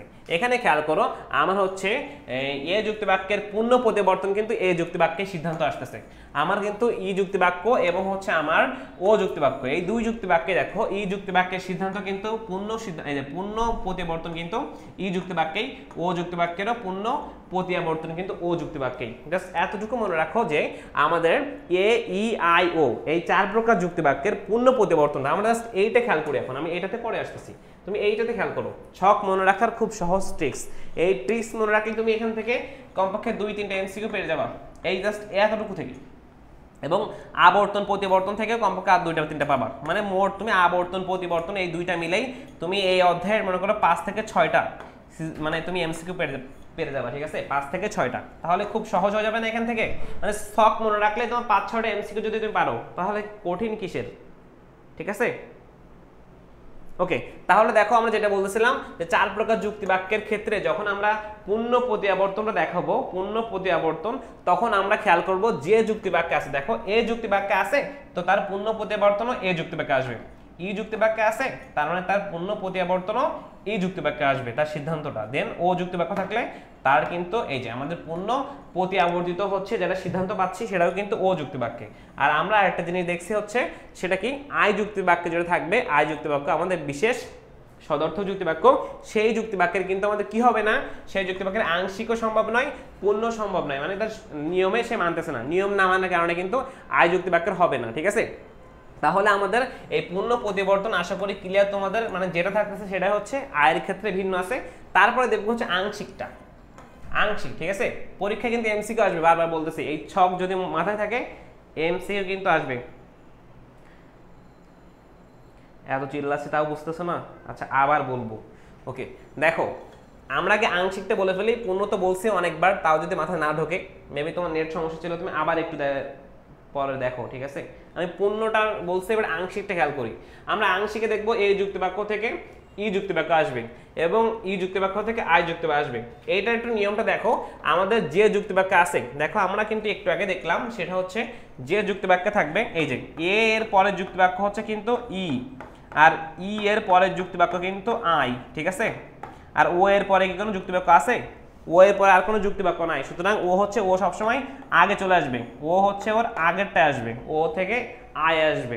এবার খেয়াল করে আমরা দেখো যে আমরা বলতেছি যে আমাদের এ যুক্তিবাক্যের যে আংশিক প্রতিবর্তন হবে তার পরেরটাই যাবে, তার মানে তার আমরা বলছিলাম কিন্তু আসন্নতম জাতি বা আসন্নতম উপজাতি, মানে কাছাকাছি অবস্থিত যেগুলো থাকবে, ঠিক তেমনি আমাদের আংশিক প্রতিবর্তনের ক্ষেত্রে কাছাকাছি যেটা আছে সেটাতে আসবে। তো এখানে আমরা দেখছি এ যুক্তিবাক্যের আংশিক প্রতিবর্তন হবে হচ্ছে ই যুক্তিবাক্য, কারণ এর পরেরটা আছে হচ্ছে ই যুক্তিবাক্য, তাহলে ই এর পরেরটা কি আছে, আই যুক্তিবাক্য, তাহলে ই এর পরের যুক্তিবাক্যটা হচ্ছে আই যুক্তিবাক্য। তারপরে দেখতেছি আয়ের যেহেতু সম্ভাবনা নাই, আই বাদ, এবং ও এর পরে আর কোনো যুক্তিবাক্য কিন্তু নাই। আমরা জানি যুক্তিবাক্য হচ্ছে কয়টা, আমাদের যুক্তিবাক্য অনলি হচ্ছে 4 প্রকার থাকে। তো এখানে হচ্ছে ও যুক্তিবাক্যের কিন্তু ওর পরে আর কোনো যুক্তিবাক্য না থাকার কারণে ও এর আগের যুক্তিবাক্যেই সে হচ্ছে আংশিক প্রতিবর্তনটা হবে, সেটা হচ্ছে আই। তোমাদের মনে রাখার জন্য আমি এইভাবে জাস্ট বললাম। ছক মুখস্থ করে ফেললেই তো তুমি হচ্ছে ব্যাখ্যা সহ নিয়মটা অ্যাপ্লাই করতে পারবা, ছক মনে না রাখলে তো হবে না, ঠিক আছে। এবার যে আমরা ছক মনে রাখলাম, ঠিক আছে, ছক যেহেতু মনে রাখছি, হ্যাঁ না থাকলে কি তোমাদেরকে পড়াই আমি, এটা তোমাদের বুঝতে হবে, সিলেবাসে কেন থাকবে না। ওকে, এবার আমরা খেয়াল করি, দেখো আশা করি তোমরা হচ্ছে আংশিক প্রতিবর্তন এবং পূর্ণ প্রতিবর্তন বুঝছো। এখন কি বুঝছো ছকটা? একটু কমেন্ট করে জানাও তো যারা ক্লাসে আসো, এখন বুঝছো কিনা। যদি বুঝে থাকো তাহলে আমি একটু পরেরটাতে যাবো, কেন অলরেডি আমাদের 1.5 ঘন্টা হয়ে গেছে, এখন একটা অধ্যায় বাকি এবং এর এমসিকিউ সিকিউ বাকি, ঠিক আছে ভাইয়েরা। একজন বলে ক্লিয়ার, তো আর একজন বলে আবার বুঝান।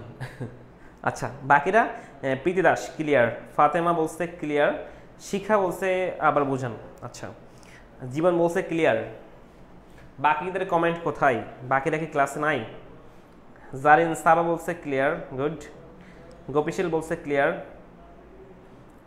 বুঝতে পারছো, ওকে। তুলিও বলছে clear, Nahida clear, okay very good, সবারই দেখছি ক্লিয়ার। তাহলে যদি আমি তোমাদের এখন কোশ্চেন করি, কোশ্চেন করলে কি তোমরা পারবা? মানে কোন যুক্তি বাক্য থেকে কোন যুক্তি বাক্যে যাচ্ছে এই টাইপের কোশ্চেন করলে কি পারবা? হ্যাঁ, আমি পাভেলও এখন বুঝতে পারছেন, তাহলে সবাই বুঝতে পারছে I guess. Tuli clear, Sadia clear, okay okay okay good. Keshav clear, জুলফিকারও ক্লিয়ার, ঠিক আছে। আবির বলছে পরেরটা, অবন্তী ক্লিয়ার, সাবাস। ইরশাদ ক্লিয়ার, সবাই ক্লিয়ার। তাহলে আমি কেন ক্লিয়ার মেন থেকে সানসিল্কে যাব? আমিও ক্লিয়ার, ঠিক আছে। এবার আমাদের পরের টপিক আসি, সেটা হচ্ছে মাধ্যম অনুমান, ঠিক আছে। আমরা কিন্তু এতক্ষণ সব যা পড়ছি তিনটা অনুমান, আবর্তন, প্রতিবর্তন এবং প্রতি আবর্তন, প্রত্যেকটাই কিন্তু আমাদের অমাধ্যম অনুমানের ছিল, মানে প্রত্যেকের আশ্রয় বাক্য অনলি একটা ছিল আর তার থেকে সিদ্ধান্ত আসছে, ঠিক আছে। এখন আমরা দেখব প্রত্যেকটা হচ্ছে আশ্রয় বাক্য হচ্ছে থাকবে একটু বেশি, একের অধিক। যখন একের অধিক আশ্রয় বাক্য থাকবে তখন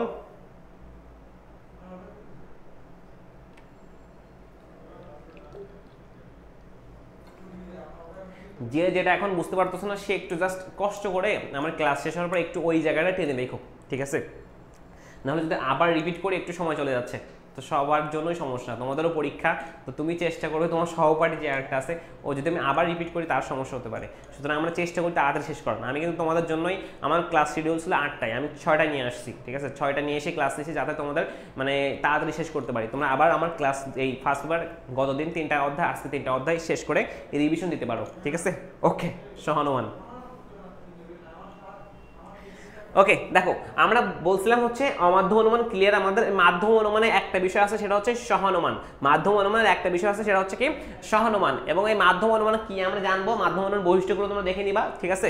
মানে একাধিক আশ্রয় বাক্যের মাধ্যমে একটা সম্পর্কের ভিত্তিতে যখন সিদ্ধান্ত অনুমিত হবে তখন সেটা হবে আমাদের মাধ্যম অনুমান। এবং সহানুমানটা একটা মাধ্যম অনুমান যেহেতু, তার মানে সহানুমানেও আশ্রয় বাক্যগুলোর মধ্যে একটা অনিবার্য সম্পর্ক সৃষ্টি হবে। মানে সহানুমান মানে হচ্ছে,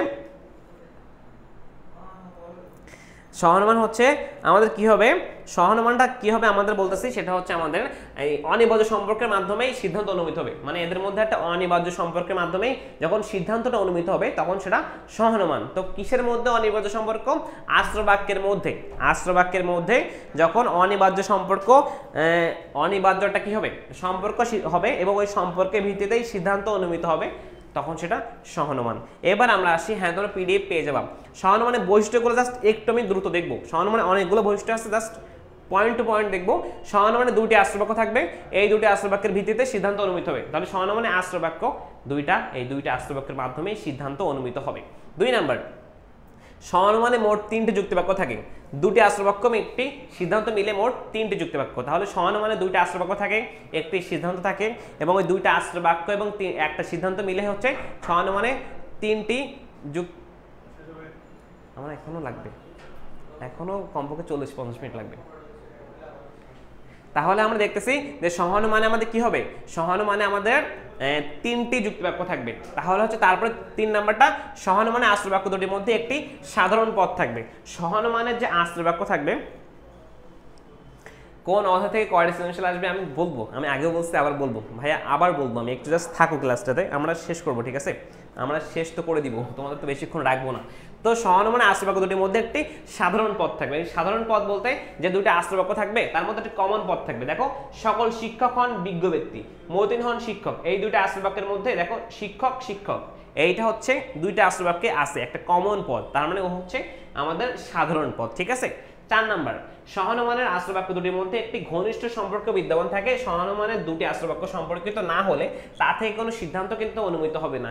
দুইটা আশ্রয় বাক্যের মধ্যে সম্পর্ক ক্রিয়েট না হলে কিন্তু কোনো সিদ্ধান্ত অনুমিত হচ্ছে না। দুটি আশ্রয় বাক্যের যে পদটি সাধারণ থাকে তার ভিত্তিতেই সম্পর্ক স্থাপিত হয়। মানে দুইটা আশ্রয় বাক্যের মধ্যে যে পদটা সাধারণ পদ থাকে তার মাধ্যমে কিন্তু আমাদের সিদ্ধান্তটা অনুমিত হয়।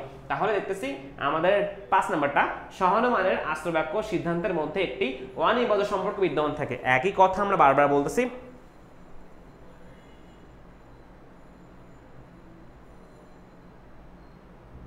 তারপরে হচ্ছে আমাদের পরেরটা দেখি, 6 নাম্বারটা, সহানুমানে আশ্রয় বাক্য দুটির মধ্যে ঘনিষ্ঠ সম্পর্কের ভিত্তিতেই সিদ্ধান্ত অনুমিত হয়। সেম কথা, অনিবার্য সম্পর্কের মাধ্যমে সিদ্ধান্ত অনুমিত হয়, ঘনিষ্ঠ সম্পর্কের মাধ্যমেই সিদ্ধান্ত অনুমিত হয়। 7 নাম্বারটা, সহানুমানের সিদ্ধান্ত কখনো আশ্রয় বাক্য থেকে ব্যাপক হতে পারবে না। মূল একটা পয়েন্ট, সহানুমানের সিদ্ধান্ত কখনো আশ্রয় বাক্য থেকে ব্যাপক হতে পারবে না। কেন? মনে করো খ থেকে প্রশ্ন আসছে, সহানুমানের সিদ্ধান্ত কখনো আশ্রয় বাক্য থেকে বেশি ব্যাপক হতে পারবে না। কারণটা কি? কারণ হচ্ছে আমাদের সহানুমান সে একটা অবরোহ অনুমান। অবরোহ অনুমান মানে হচ্ছে তার আশ্রয় বাক্য বেশি ব্যাপক, আশ্রয় বাক্য সার্বিক, সিদ্ধান্ত হয় বিশেষ। সুতরাং আমাদের আশ্রয় বাক্য বেশি ব্যাপক থাকে, সিদ্ধান্ত কম ব্যাপক থাকে, যার কারণে আশ্রয় বাক্যের চেয়ে বেশি ব্যাপক হতে পারবে না। পরেরটা, সহানুমানের সিদ্ধান্তের বস্তুনিষ্ঠতা আশ্রয় বাক্যের বস্তুনিষ্ঠতার উপর নির্ভর করে। মানে সহানুমান যে টাইপের হবে আশ্রয় বাক্য সেই টাইপের হবে। সহানুমান সত্য হলে আশ্রয় বাক্য সত্য। ঠিক আছে, তারপর হচ্ছে আমাদের শেষ। ঠিক আছে, আর এখানে ওঠানো হয় নাই। দেন সহানুমানের প্রকারভেদ দেখবো আমরা, অমিশ্র মিশ্র এমসিকিউ আসতে পারে, দেখে নিবা, এবং ক খ থেকেও আসতে পারে। ঠিক আছে, এই সহানুমানের গঠন এখানে আসি, কাজ আমাদের এখানে। সহানুমানের গঠন দেখলে আমরা দেখবো সহানুমান আসলে আমাদের কি, সহানুমান আসলে আমাদের গঠনে খেয়াল করবো সহানুমান কি। সহানুমান এখানে কিন্তু আমাদের 3টা পদ পাবো আমরা। ঠিক আছে, এই গঠনটা হচ্ছে 3টা বা 3 প্রকার পাই, 3 প্রকার যুক্তিবাক্য। তো সেখানে আমরা দেখবো সহানুমানের গঠনে, সহানুমানের গঠন হচ্ছে 3টা। একটা হচ্ছে প্রধান পদ, পুরো একটা অধ্যায় বাকি, 3টা অধ্যায় পড়াচ্ছি ভাই। আমি জানি, আমি এই জন্য লিখতে পারি না ভাই আজকে। শেষ করে দেবো, কমপক্ষে 40 মিনিট লাগবে আমার। আরো 40 মিনিট তো এখন আমার তো 7:30টায় ক্লাস ছিল।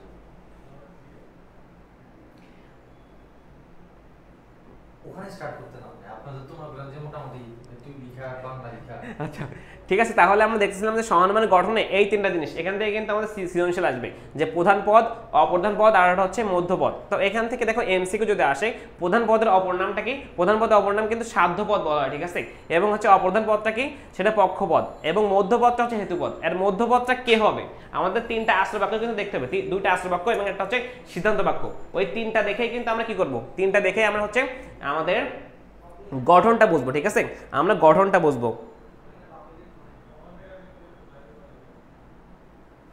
আমাদের ক্লাস এখনো অনেকক্ষণ হবে, তোমরা থাকো।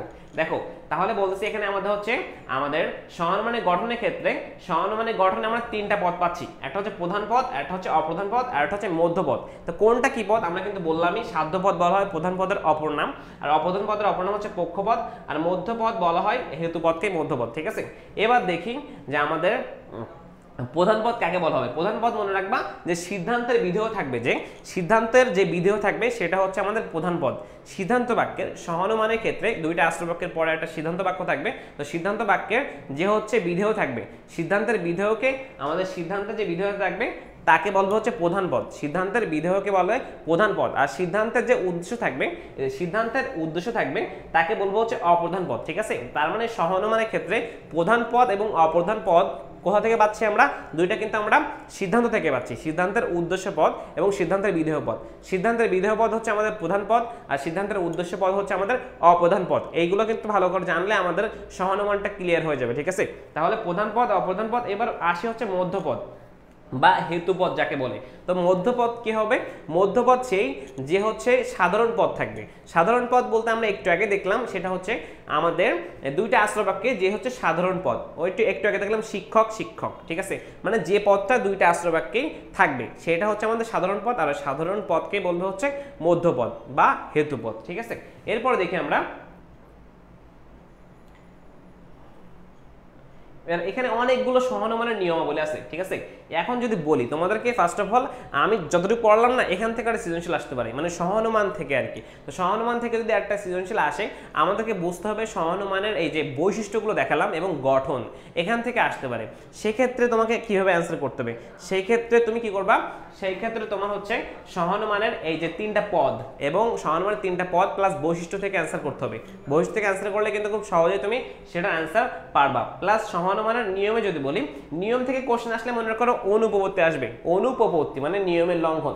যারা হচ্ছে যুক্তিবিদ্যার সেকেন্ড পেপার ক্লিয়ারলি বুঝছো করছো তারা কিন্তু সহজে জানবা যে আমাদের অনুপবর্তীটা কি, ওখানে কিন্তু ফার্স্ট এবং সেকেন্ড অর্ধে অনুপবর্তী থেকে আসে। এবং এখানে আমরা দেখব চতুষ্পদী অনুপবর্তী। মনে রাখো আমাদের বলা হয়েছে সমানুমানে 4টা পদ থাকবে, তো 4টা মানে 3টা পদ থাকবে, 3টা পদ মানে হচ্ছে 3টা যুক্তিবাক্য। তো 3টা যুক্তিবাক্যের জায়গায় যদি 4টা থাকে তাহলে আমার চতুষ্পদী অনুপবর্তী হবে। এবং হচ্ছে দ্ব্যর্থক অনুপবর্তী কি, দ্ব্যর্থক মানে হচ্ছে তোমার অর্থ, যে অর্থ চাচ্ছে সে অর্থ ক্লিয়ারলি দিতে পারতেছে না, সুতরাং দিতে না পারার কারণে তার হচ্ছে দ্ব্যর্থক অনুপবর্তী হচ্ছে। ঠিক আছে, তো এই গেল, এগুলো প্রত্যেকটা একটু সুন্দর করে দেখো। ঠিক আছে, প্রত্যেকটা যদি আমি এখন দেখাতে যেতে আমার প্রচুর সময় লাগবে, সুতরাং আমি দেখাচ্ছি না, তোমরা সেই অনুপবর্তীগুলো দেখো, নিয়ম প্লাস অনুপবর্তী। তারপরে যদি আমরা দেখি দ্ব্যর্থকটা দেখাচ্ছে, এবং দ্ব্যর্থকের ক্ষেত্রে যদি প্রধান পদটা তুমি না বুঝো তাহলে প্রধান পদ জনিত, এখন যদি বলো প্রধান পদটা কি, আমরা কিন্তু বলছি সিদ্ধান্তের বিধেয় পদ, তাহলে প্রধান পদের যদি সমস্যা হয় তাহলে প্রধান পদটার দ্ব্যর্থক অনুপবর্তী হবে, যদি অপ্রধান পদ হয় তাহলে অপ্রধান পদে দ্ব্যর্থক অনুপবর্তী হবে, যদি আবার আমাদের মধ্যপদ হয় তাহলে মধ্যপদে দ্ব্যর্থক অনুপবর্তী হবে। ঠিক আছে, যে পদটা আমি বুঝতেছি না অর্থ, সেই পদের ক্ষেত্রেই সেই অনুপবর্তীটা আসবে আমাদের। তারপরে হচ্ছে আমাদের যদি এখন দেখি পরেরটা,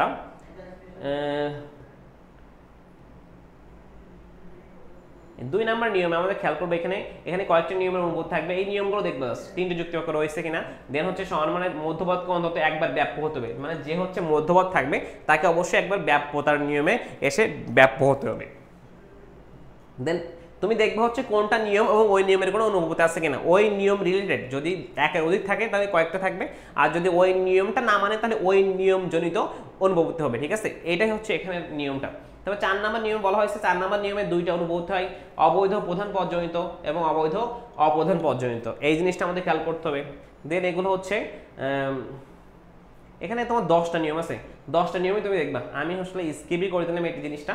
তো 10টা নিয়ম দেখার পরে তুমি হচ্ছে আমরা কোশ্চেনে চলে আসি। দেখো এখন যদি বলি 6 অধ্যায় থেকে তুমি হচ্ছে কি করবা, 6 অধ্যায় থেকে কোন টপিক থেকে সবচেয়ে কোশ্চেন আসবে, আগে 6 অধ্যায়টা বলে ফেলি। দেখো আমাদের 6 অধ্যায় কিন্তু আমি প্রথমে বলছি যে আমাদের সিকিউ এর ক্ষেত্রে টপিক প্রথম হচ্ছে আমাদের মাধ্যম এবং অমাধ্যম, মাধ্যম আর হচ্ছে কি অমাধ্যম, এই টপিকটা থেকে গুরুত্বপূর্ণ মানে কোশ্চেন আসতে পারে, এই দুইটা মিলে একটা সিকিউ আসতে পারে। ঠিক আছে, এটা হচ্ছে একটা পার্ট। 2 নম্বর পার্ট যদি বলি আমরা হচ্ছে আবর্তন। ঠিক আছে, আবর্তন, তারপর হচ্ছে এখানে বলি প্রতিবর্তন আর হচ্ছে প্রতি আবর্তন, সব পরপরই বলে দিলাম আমি। এটা হচ্ছে 3, এটা হচ্ছে আমাদের 4, এটা হচ্ছে প্রতি আবর্তন। এই যেগুলো পড়াইছে আমরা ছক নিয়ম সেগুলো একটু খেয়াল করবা। এবং লাস্ট হচ্ছে 5 নাম্বার যদি বলি আমাদের সহানুমান, যেটা পড়ালাম সহানুমানের বৈশিষ্ট্য, সহানুমানের হচ্ছে কি বৈশিষ্ট্য প্লাস হচ্ছে তার যে আমাদের গঠন এখান থেকে আসতে পারে, এবং তার হচ্ছে আরেকটা কি অনুপবর্তী এখান থেকে আসতে পারে, অনুপবর্তী। তো সবসময় দেখা যায় হচ্ছে তোমরা 6 অধ্যায়ের ক্ষেত্রে কি করবা, যাদের একটু মনে হচ্ছে সহানুমানের অনুপবর্তী থেকে কোশ্চেন আসছে তুমি মনে হচ্ছে ধরতে পারছো না, তুমি অ্যাভয়েড করো না, এটা সমস্যা নাই। তো এই কোশ্চেন অ্যাভয়েড করলে কিন্তু হচ্ছে না, সমস্যা হবে না তোমার। তো এখান থেকে তুমি সহানুমান যদি না লিখো তাও তুমি এখান থেকে একটা বা দুইটা কোশ্চেন পাচ্ছ, এই 3টা থেকে একটা বা দুইটা পাবা, এই 3টা। তারপর হচ্ছে আমাদের মাধ্যম অমাধ্যম থেকে যদি আসে তাহলে তো আরো ভালো, তাহলে সব মিলে এখান থেকে যদি 2টা বা 3টা কোশ্চেন আসে তুমি এই 4টা টপিক বা 5টা টপিক থেকে পেয়ে যাবে কিন্তু। ঠিক আছে, ওকে। তাহলে এবার আমরা এমসিকিউতে আসি, একটু তোমরা এমসিকিউগুলো বলে ফেলো 1 থেকে 5।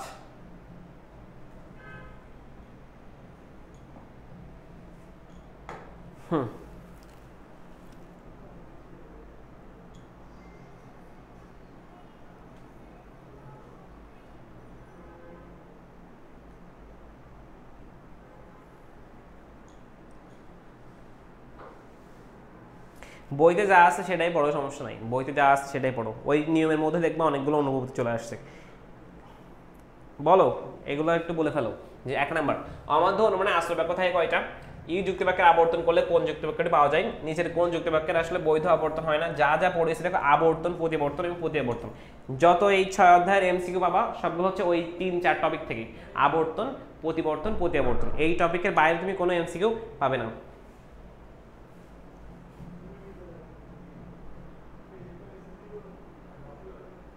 হ্যাঁ আমি সলভ করে দিচ্ছি, ঠিক আছে, আমি সলভ করে বলে দিচ্ছি। আর জয়নুল আবেদিনের চিত্রকর্ম হয় সুন্দর, এই বাক্যটির আবর্তিত রূপ কি হবে, ও যুক্তিবাক্যের বৈধ প্রতিবর্তিত কোন যুক্তিবাক্য হয়। আচ্ছা ঠিক আছে, ফার্স্ট দেখো অমাধ্য অনুমানে আশ্রয় বাক্য কয়টা থাকে, আমরা জানি হচ্ছে একটি মাত্র আশ্রয় বাক্য থাকে হচ্ছে অমাধ্য অনুমানে। তো এখানে হচ্ছে আর বলছে অমাধ্যম অনুমানে আশ্রয় বাক্য। আচ্ছা এখানে ভুল করছে, আসলে অমাধ্যম অনুমানের এই কোশ্চেনটা একটু ভুল আছে। মানে অমাধ্যম অনুমান আসলে কোনটা যদি বলতো তাহলে আমরা বলতাম হচ্ছে প্রতিবর্তন, ঠিক আছে। নিচের কোনটি অমাধ্যম অনুমান, তাহলে প্রতিবর্তন হতো। ই যুক্তি বাক্যের ই বাক্যের আবর্তন করলে আমরা কোনটা পাই, আমরা জানি হচ্ছে এ থেকে আই পাই, ই থেকে আসলে ই যুক্তি বাক্যই পাই। এটা হচ্ছে খ দাগ অ্যান্সার হবে ই থেকে ই পাই। নিচের কোন যুক্তি বাক্যের বৈধ আবর্তন সম্ভব নাই, আমরা জানি ও যুক্তি বাক্যের আসলে আবর্তনটা সম্ভব নয়, বাকি সব যুক্তি বাক্যের আবর্তন করা যায়। তারপর হচ্ছে জয়নুল আবেদিনের সকল চিত্রকর্ম হয় সুন্দর, এই বাক্যটির আবর্তন কি হবে, জয়নুল আবেদিনের সকল চিত্রকর্ম হয় সুন্দর। তো জয়নুল আবেদিনের সকল চিত্রকর্ম যদি হয় সুন্দর, তাহলে 4 নাম্বার আমাদের কি হবে, 4 দাগ।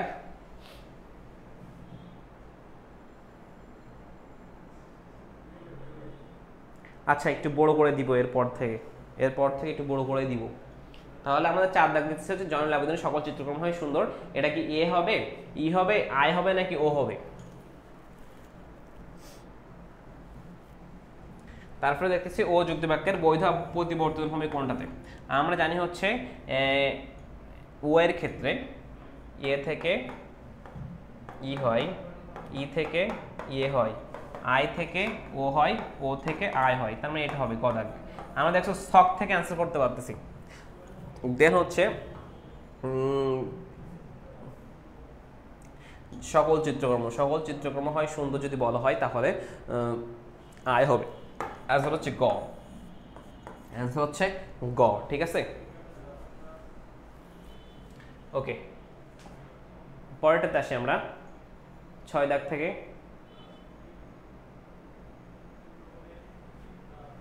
এখন মেবি বড় আছে তোমাদের, হ্যাঁ এখন বলো। আচ্ছা আমি বলে দিচ্ছি।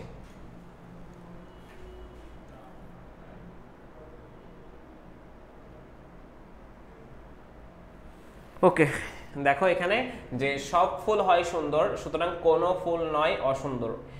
সব ফুল হয় সুন্দর, কোনো ফুল নয় অসুন্দর। এই যে সব ফুল হয় সুন্দর, এটা হচ্ছে এ যুক্তি বাক্য, এটা হচ্ছে ই যুক্তি বাক্য। তাহলে এ থেকে ই হয় কোন যুক্তি বাক্য, এ থেকে ই হয় 6 দাগ। এটা হবে হচ্ছে প্রতিবর্তন, 6 দাগের খ হবে প্রতিবর্তন, ঠিক আছে। প্রতিবর্তন হচ্ছে না, এ থেকে ই হচ্ছে প্রতিবর্তন, 6 এর খ। 7 দাগ দেখো, কিছু ছাগল হয় সাদা, প্রতিবর্তিত রূপ কি হবে, এটা তোমরা করো, এটা আমি করে দিব না, এটা তোমাদের করতে হবে। এগুলো দেখো মানে প্রতিবর্তনের কোনটা থেকে কোনটা হয়, হুবহু শখ থেকে চলে আসতেছে, নিয়ম জানলে শখ থেকে কিন্তু খুব সহজেই করা যায়। তাহলে এখানে দেখতেছে হচ্ছে কিছু ছাগল হয় সাদা, এর প্রতিবর্তিত রূপ কি হবে, কিছু ছাগল হয় সাদা, কিছু ছাগল হয় সাদা। যেহেতু এটা হচ্ছে আই যুক্তি বাক্য, তাহলে এর প্রতিবর্তিত হবে অবশ্যই ও যুক্তি বাক্য। কিছু ছাগল নয় অসাদা, কিছু ছাগল নয় অসাদা, এটা হবে ঘ নাম্বার, ঠিক আছে।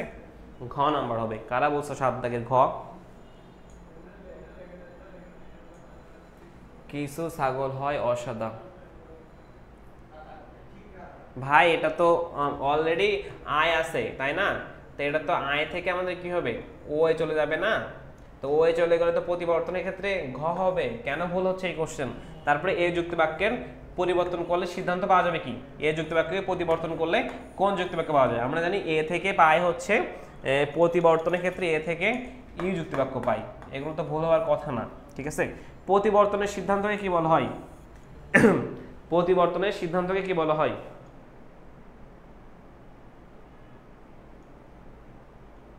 ওকে আমি অ্যান্সার করে দেই। প্রতিবর্তনের সিদ্ধান্তকে দেখো বলা হয় হচ্ছে প্রতিবর্তিত, ঠিক আছে, প্রতিবর্তিত। তারপরে সকল মানুষ হয় বিজ্ঞ, এই বাক্যের প্রতিবর্তিত রূপ কি হবে, এই রিলেটেড একটা কোশ্চেন করছে, তোমরা এটাকে অ্যান্সার করবা। 10 দাগ, 10 দাগটা একটা অ্যান্সার করো তো। সকল মানুষ হয় বিজ্ঞ, এই বাক্যের প্রতিবর্তিত রূপ কোনটা হবে, সকল মানুষ হয় বিজ্ঞ। এবং বলে দিচ্ছি এটা হচ্ছে এ যুক্তি বাক্য, ঠিক আছে। তো এ যুক্তি বাক্যের প্রতিবর্তন কোন যুক্তি বাক্য হবে,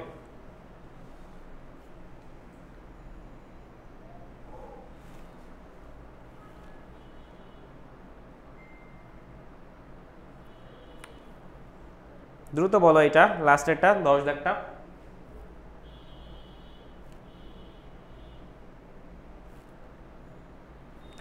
10 দাগ 10 দেখা হচ্ছে সকল মানুষই বিজ্ঞ, এটা যেহেতু প্রতিবর্তন চাইছে এ থেকে ই হবে, কোনো মানুষ নয় অবিজ্ঞ। ঘ নাম্বার অ্যান্সার এইটা হবে, ঘ নাম্বারটা হবে, ঠিক আছে।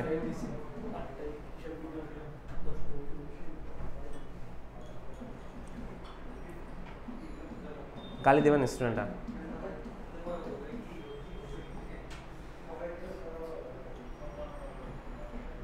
আচ্ছা খেয়াল করো, তারপরে সহানুমান সম্পর্কিত ধারণা প্রবর্তন করেন কে? সহানুমানটা ধারণা প্রবর্তন করে কে?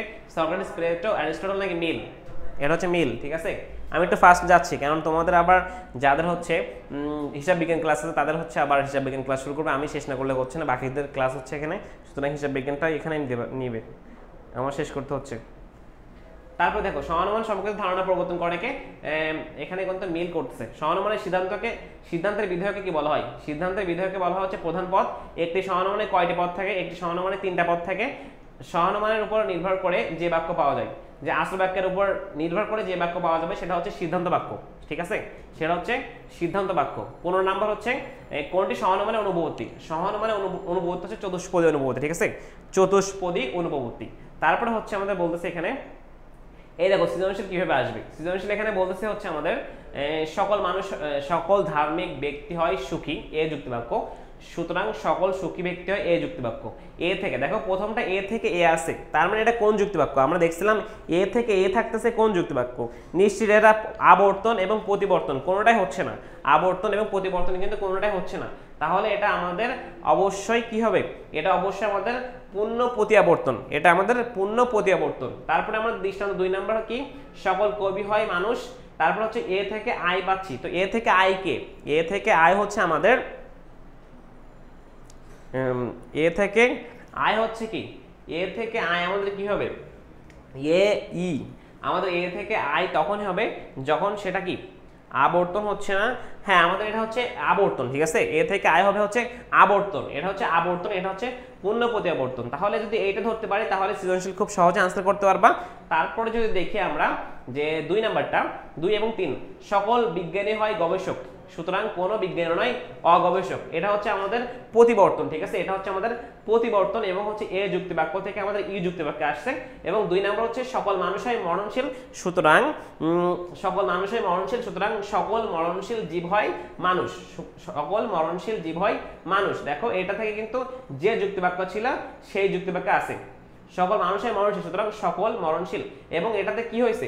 এটাতে কিন্তু দেখো এটাতে কিন্তু আবর্তন হয়েছে, আর এটাতে প্রতিবর্তন। আমরা তাহলে এই দুইটা সিকিউ থেকে বুঝলাম যে, এই দুইটা থেকে আমরা কি বুঝলাম? এই দুইটা থেকে আমরা বুঝছি যে দুইটারই মানে আবর্তন এবং প্রতিবর্তন দুইটাই মিলাই কিন্তু সিকিউ কোশ্চেন বেশিরভাগ হয়ে থাকে, আবর্তন এবং প্রতিবর্তন। অনেক সময় হচ্ছে অনেক সময় কি দেখা যায়, অনেক সময় আমাদের এর বাইরে হচ্ছে প্রতি আবর্তন মানে পূর্ণ প্রতিবর্তনটা কিন্তু চলে আসে সিকিউতে। আবর্তন এবং প্রতিবর্তন থেকে কিন্তু প্রথম দুটাই আমরা দেখছি, এবং একটাতে ছিল হচ্ছে আমাদের পূর্ণ প্রতিবর্তন। তারপরে আমরা আরেকটা দেখি, সেটা হচ্ছে 4 নাম্বারটা, মুরগি হয় এমন যা থেকে ডিম আসে, আর ডিম হয় এমন যা থেকে মুরগি আসে, সুতরাং ডিম হয় এমন যা থেকে। এটা দেখো, এইটা দেখলে আমরা বুঝতেছি হয় এটা আমাদের কি হবে, এটা অবশ্যই যেহেতু একের অধিক আশ্রয় বাক্য তার মানে এটা মাধ্যম অনুমানে আসতেছে। দেন এখানে আমাদের বলতেছে এখানে কিন্তু আমাদের তেমন একটা মাধ্যম অনুমানের বিষয়টা চলে আসতেছে, তো এই বিষয়টা আমরা দেখবো। দেন আমাদের সৃজনশীল এমন টাইপের আসবে, তোমাদের যেটা বলতেছি আচ্ছা কমেন্টে অন্যরকম যুদ্ধ হচ্ছে, ঠিক আছে, তাহলে আমি এইটা তোমাদের দিয়ে দেবো, তোমরা একটু দেখে নিও। দেন আমাদের এই অধ্যায়ে যেটা আলোচনাটা আমি বলে ফেলি, কেননা তোমাদের ক্লাস আমার ওটার জন্য তাড়াতাড়ি শেষ করতে হচ্ছে। সেটা হচ্ছে আমাদের আরোহ অনুমান এবং অবরোহ অনুমানের যে এটা হচ্ছে অবরোহ হবে, অ মিস গেছে তো ব মিস গেছে, অবরোহ অনুমানের ভিত্তি। তো এই ভিত্তি মানে আমরা তো বুঝি আসলে আরোহ অবরোহ যে অনুমানের উপরে কিন্তু ভিত্তি করে তৈরি হয়েছে, ঠিক আছে, সেটা হচ্ছে আমাদের তারই ভিত্তি মানে যার উপর ভিত্তি করে। দেখো আমাদের বাড়ি তৈরি করি সেখানে কিন্তু বেজ থাকে, সেই বেজের কথা বলছে এখানে। তো এর বেজ আমরা দেখবো অনলি 2টা, ঠিক আছে, প্রথমত আকারগত ভিত্তি আর এটা হচ্ছে বস্তুগত ভিত্তি, আকারগত ভিত্তি আর এটা হচ্ছে বস্তুগত ভিত্তি। দেন এখানে কিন্তু আমাদের এই সংজ্ঞা নিরীক্ষণের বিষয়টা চলে আসতেছে। সংজ্ঞায়ন এবং নিরীক্ষণ। আরোহের বৈশিষ্ট্য নিয়ে আসতেছে। দেখো আরোহের যে পর্যায়গুলো কথা বলছে এগুলো কিন্তু খুবই গুরুত্বপূর্ণ। সংজ্ঞায়ন, আমরা কোনো কিছু দেখলে এটা কিন্তু সংজ্ঞায়ন করি, ঠিক আছে, তারপরে তার নিরীক্ষণ করি, অবজার্ভ করি, দেন হচ্ছে বিশ্লেষণ করতে পারি আমরা, তারপর হচ্ছে অপনয়ন মানে কোনো ত্রুটি থাকলে সেটাকে বাদ দিতে পারি মানে বর্জন করতে পারি, তারপর প্রকল্প প্রণয়ন করি, শ্রেণীকরণ করি, তারপরে সেটাকে আবার সার্বিকীকরণ করি সবার মাধ্যমে, দেন হচ্ছে যাচাই করি লাস্ট, এবং তারপরে হচ্ছে আমরা হচ্ছে কি করি সিদ্ধান্ত কিন্তু আসি। যদি এইটাতে ভুল হয় যাচাইকরণে তাহলে আবার প্রথমে চলে যায়, কিন্তু এইভাবে প্রথম থেকে আবার আসে।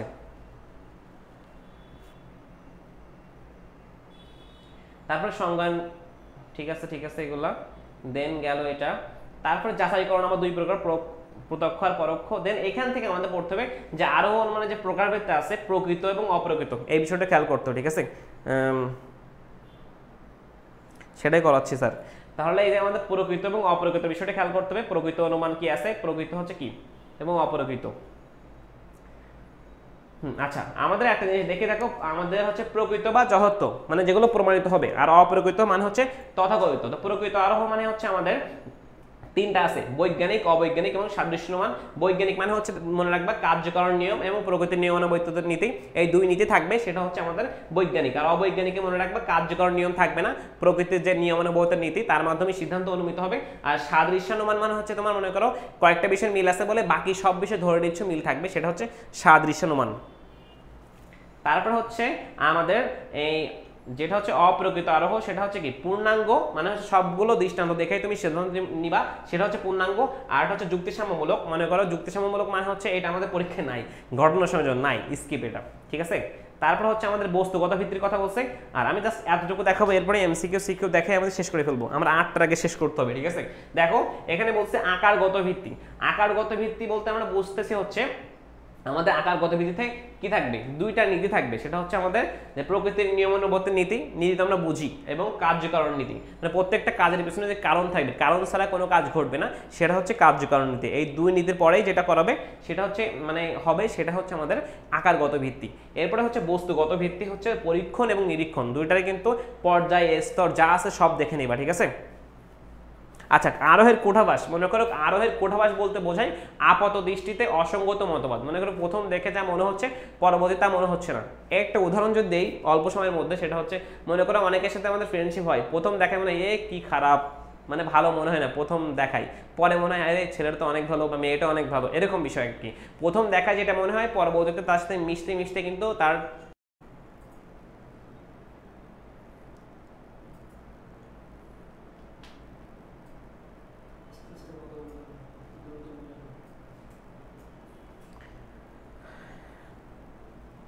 আচ্ছা দ্রুত বলা লাগছে কারণ হচ্ছে আমাদের টাইম শেষ, আমি চাচ্ছিলাম আরো 40 মিনিটের মতো নিতে, সুতরাং সেটা পারতেছি না, যার কারণে দ্রুত বলেই শেষ করতে হয়েছে। একটু সমস্যা হয়েছিল, আমরা আবার ব্যাক করছি।